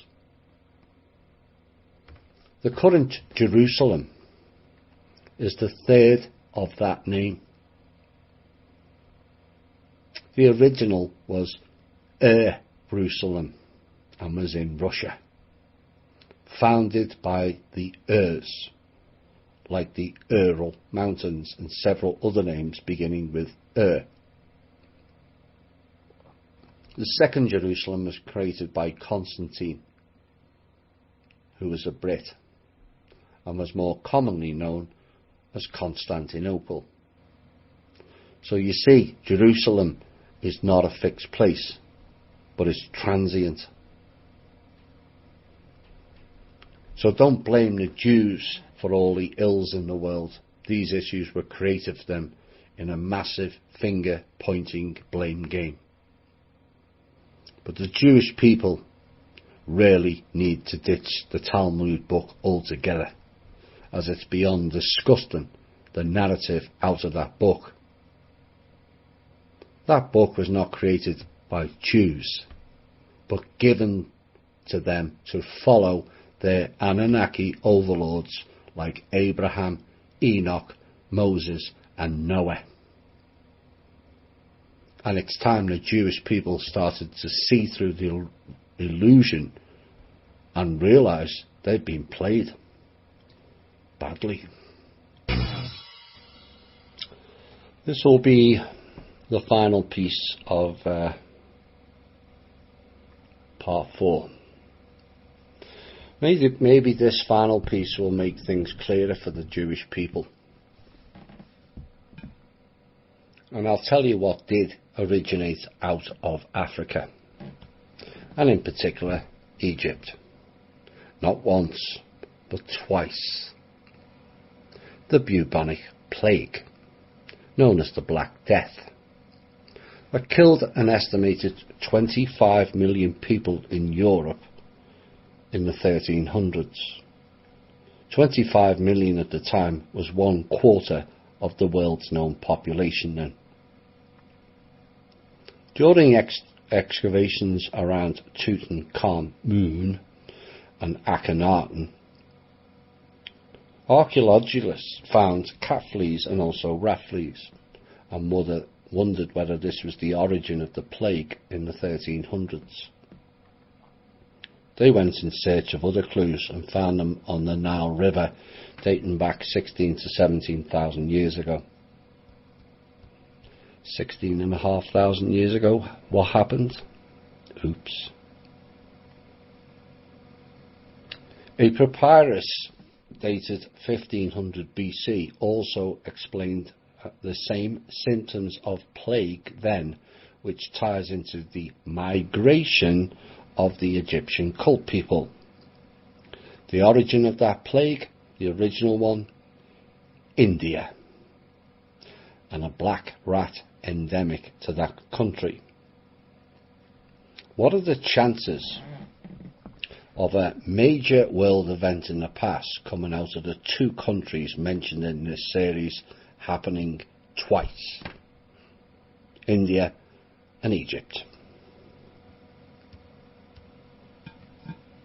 I suspect strongly there was dark magic involved in this at the very least, and also the fake gods in alignment with their genetically advanced off-world brethren were behind these plagues for the benefit of one particular people. Let's look at some of the scriptures. This is what the Lord, the God of the Jews, says, quote, "How long will you refuse to humble yourself before me? Let my people go so that they may worship me. If you refuse to let them go, I will bring locusts into your country tomorrow. They will cover the face of the ground so that it cannot be seen. They will devour what little you have left after the hail, including every tree that is growing in your fields. They will fill your houses and those of all your officials and all the Egyptians." Could it be that the Egyptian peoples of that time worked out these dark magician Kalimar peoples and then held them hostage to prevent their spread? Then the Lord said to Moses, "Stretch out your hand towards the sky so that darkness will spread over Egypt, darkness that can be felt." So Moses stretched out his hand towards the sky, and total darkness covered all Egypt for 3 days. No one could see anyone else or leave their place for 3 days. For 3 days of darkness. So what does this tell you? It tells you Moses was a dark magician. Also, it appears. And like I said earlier, Moses is a title and not a name. And Moses was part of the crew of the Lord, who was Anu, in my opinion, and also knowledge base. Then comes the final plague, a magic plague of biblical proportions, pun intended. This is in the scriptures. A plague that kills the firstborn of pharaohs, slaves, and even cattle, all ordered by the Lord. Question is, how did a so-called virus know how to kill only the firstborn? Does that make any sense whatsoever? If this Lord was so special, and can save a certain group of people who we are told are the chosen ones who go by the modern name of Jews, then why didn't the Lord save the alleged 6 million Jews in the death camps?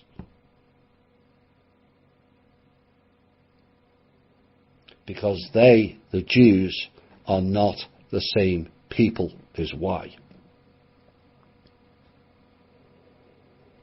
Again, it doesn't make any sense. Those people who are saved, we are told, were neither Jews or your everyday follower. And I suspect many of these so-called Jews of that time were not actually human at all. These entities went on to write the books and history for us all to follow, except none of it makes any sense whatsoever.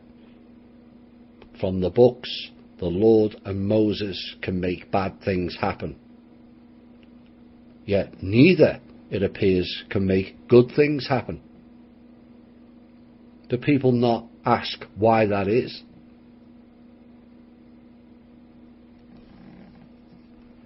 Remember, the exodus out of India went to Egypt. The exodus of Egypt went to Israel.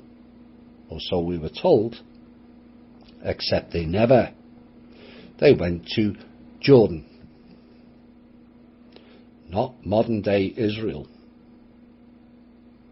These were the migrations of the cult of the Kali Ma, bringing with them the dark magic. It was all about passing the baton of control to different regions and their expansions. Egypt to the house of, not the country of, Israel. Is there evidence to support that? Well, in the scriptures it tells you of who ordered the 10 plagues against Egypt. Yahweh, the God of Israel.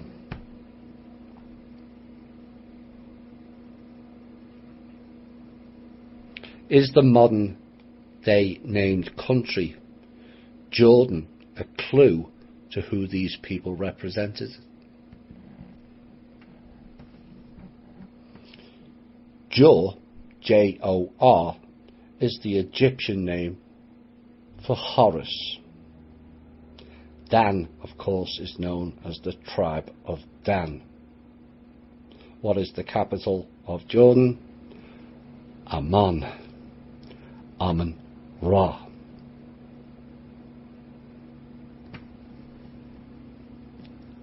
If you view the spread of the Black Death Plague, it started out of the modern-day Egypt-Israel region, landed adjacent on South European coasts, and then arched, quite a definitive arch as well, towards Russia,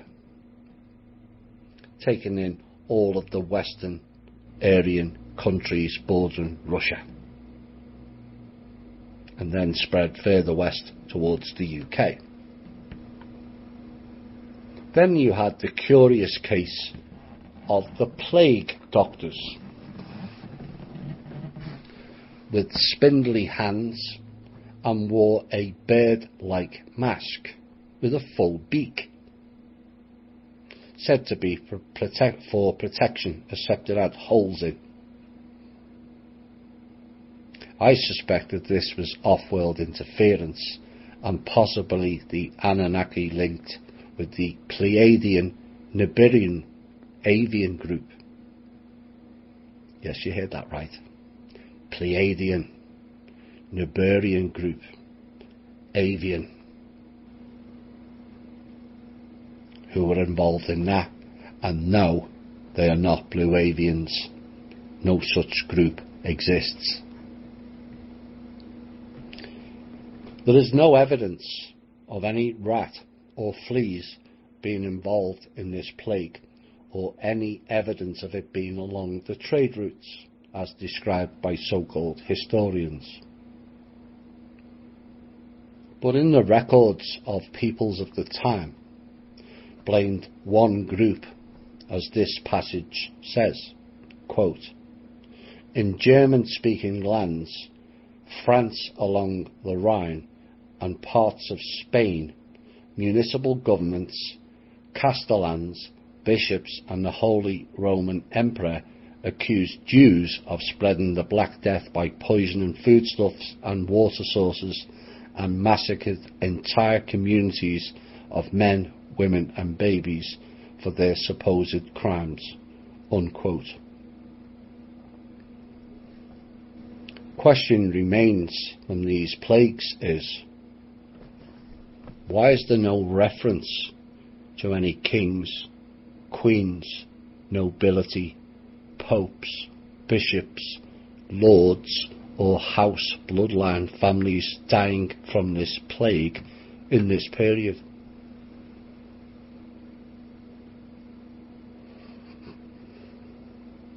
Kind of curious in a conspiracy way, is it not? Before I go into summing up the final piece of this show, I will add in this piece for evidence or pondering on. The term "all hidden in plain sight" comes up again.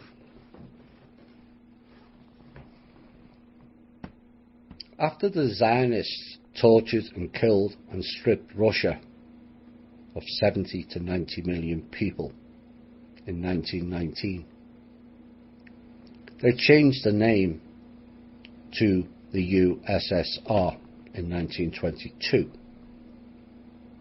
Now, having just exposed the SS for not being German, but an ongoing destruction of nations programme, perhaps this next bit will make things more clear. The term U, SS and R, the SS being the prominent letters, a bit like the OSS. Hello, Langley. But if you remove the SS, what are you left with? You are the heirs. All in your face. Do you still think now the SS is just to do with Germany or Germans?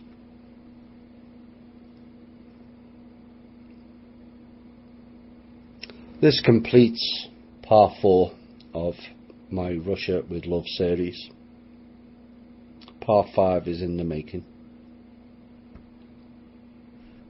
In many aspects, it's all right there in your face, and you can choose to ignore it or hide behind the racism card or face up to reality. These dark forces masquerading under the term Jews today have been against the heirs, meaning the originals, as far back as 110,000 years ago, when they destroyed the continent of the Arya, more commonly known as Hyperborea. 7,500 years ago was the destruction of the Aryan Atlantis. 5,000 years ago there was another conflict in the original Garden of Eden. 1,000 years ago they killed the real Jesus, Radomir, and ultimately his wife, Mary Magdalene, both of which were Rus, Aryan, and quite possibly part of the heirs teachers who came down from the Ursa Minor constellation. 800 years ago, with Genghis Khan, real name Cohen, did another mass ritual sacrifice on the Rus and the Aryans. Along with the Teutonic Knights out of Jerusalem, in the 1300s they introduced the plague across mainly Central and Eastern European regions. Again, the regions of the Rus and the Aryan population. In the 1500s, the Catholic Church was torturing and murdering another heirs teacher, Anna, and wiping out the Cathars. and also Mary and Radomir's offspring line. In the 1800s, the nuclear bombing of Russia. The 1900s, deleting the Russian Tsar line, except not all were eliminated.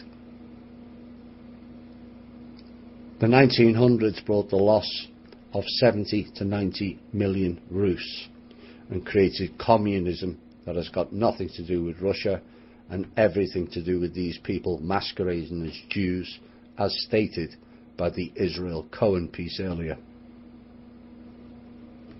They then went on to the Slavonic regions, including Germany, and eliminated many of them also.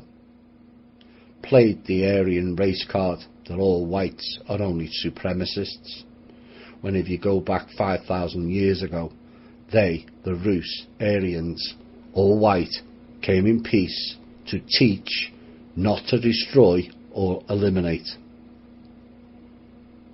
Rus Aryans held all of Russia, most of China, large parts of India, the Caucasian region, 2/3 of Europe, plus Iran, and into the Americas. None of it was achieved by violence. Then came the fake Cold War, which was against communism, we were told, and yet China wasn't included. Except again, as the Israel-Cohen piece proves, communism is a Jewish Zionist propaganda machine, not Russian, not Chinese, or Vietnamese either. And now we have the propaganda in the Portal People news of Russian collusion, which despite being known and subsequently being proven as fake, it rumbled on for half of a presidential term. Subsequently and conveniently lost amongst all this carnage and programme is the fact that the white population who originated from the north and the Rus has gone from 30+% of the world demographics down to 12% in under 100 years. And if NATO, which is an anagram of Aton, another Egyptian god, and no, that is not a coincidence, has its way, that 12% will plunge to the point of extinction. Who are NATO always readying to attack? That same country again, Russia. Like I said earlier, where are the Save the Whites banners, the memes, the charities or groups? Oh, they do exist, but they are branded by the dark force think tank groups as right-wing, fascist, supremacist, violent and hate-filled groups, so the public turn away from it. Because the majority of the public will only read the headline and don't dig deeper into the narrative. As a reminder of what Ford said, and the way in which the minds of whole nations is moulded for a purpose, and you begin to see how it all plays out. Israel was moulded and set up as that nation to carry their banner. They fell for the old classic of "you're more special than the rest," which is a common failing in humanity to fall for. Riddled with fake titles and badges, but these psychopaths are in every nation, not just Israel. These people are not Jews, Jewish or Israelis at all. They are the dark forces who operate under the banner of Jewish. They are the Kalimah worshippers and the Egyptian cult Amun-Ra forces of evil.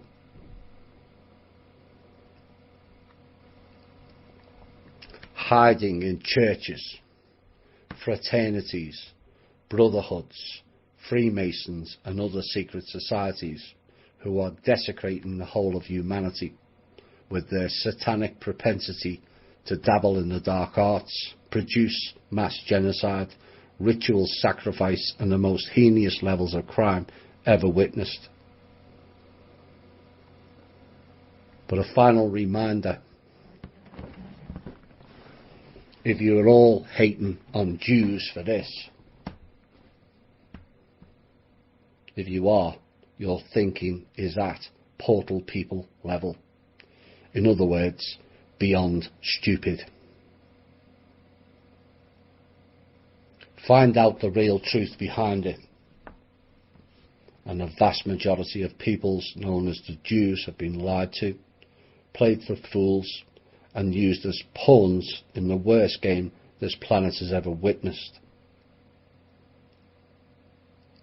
We need to embrace those people, teach them, not denigrate them. Just like the Urs, the Rus and the Aryans did all those years ago. This has been the Truth, Honour and Integrity Show. My name's Thomas Williams. Bye for now.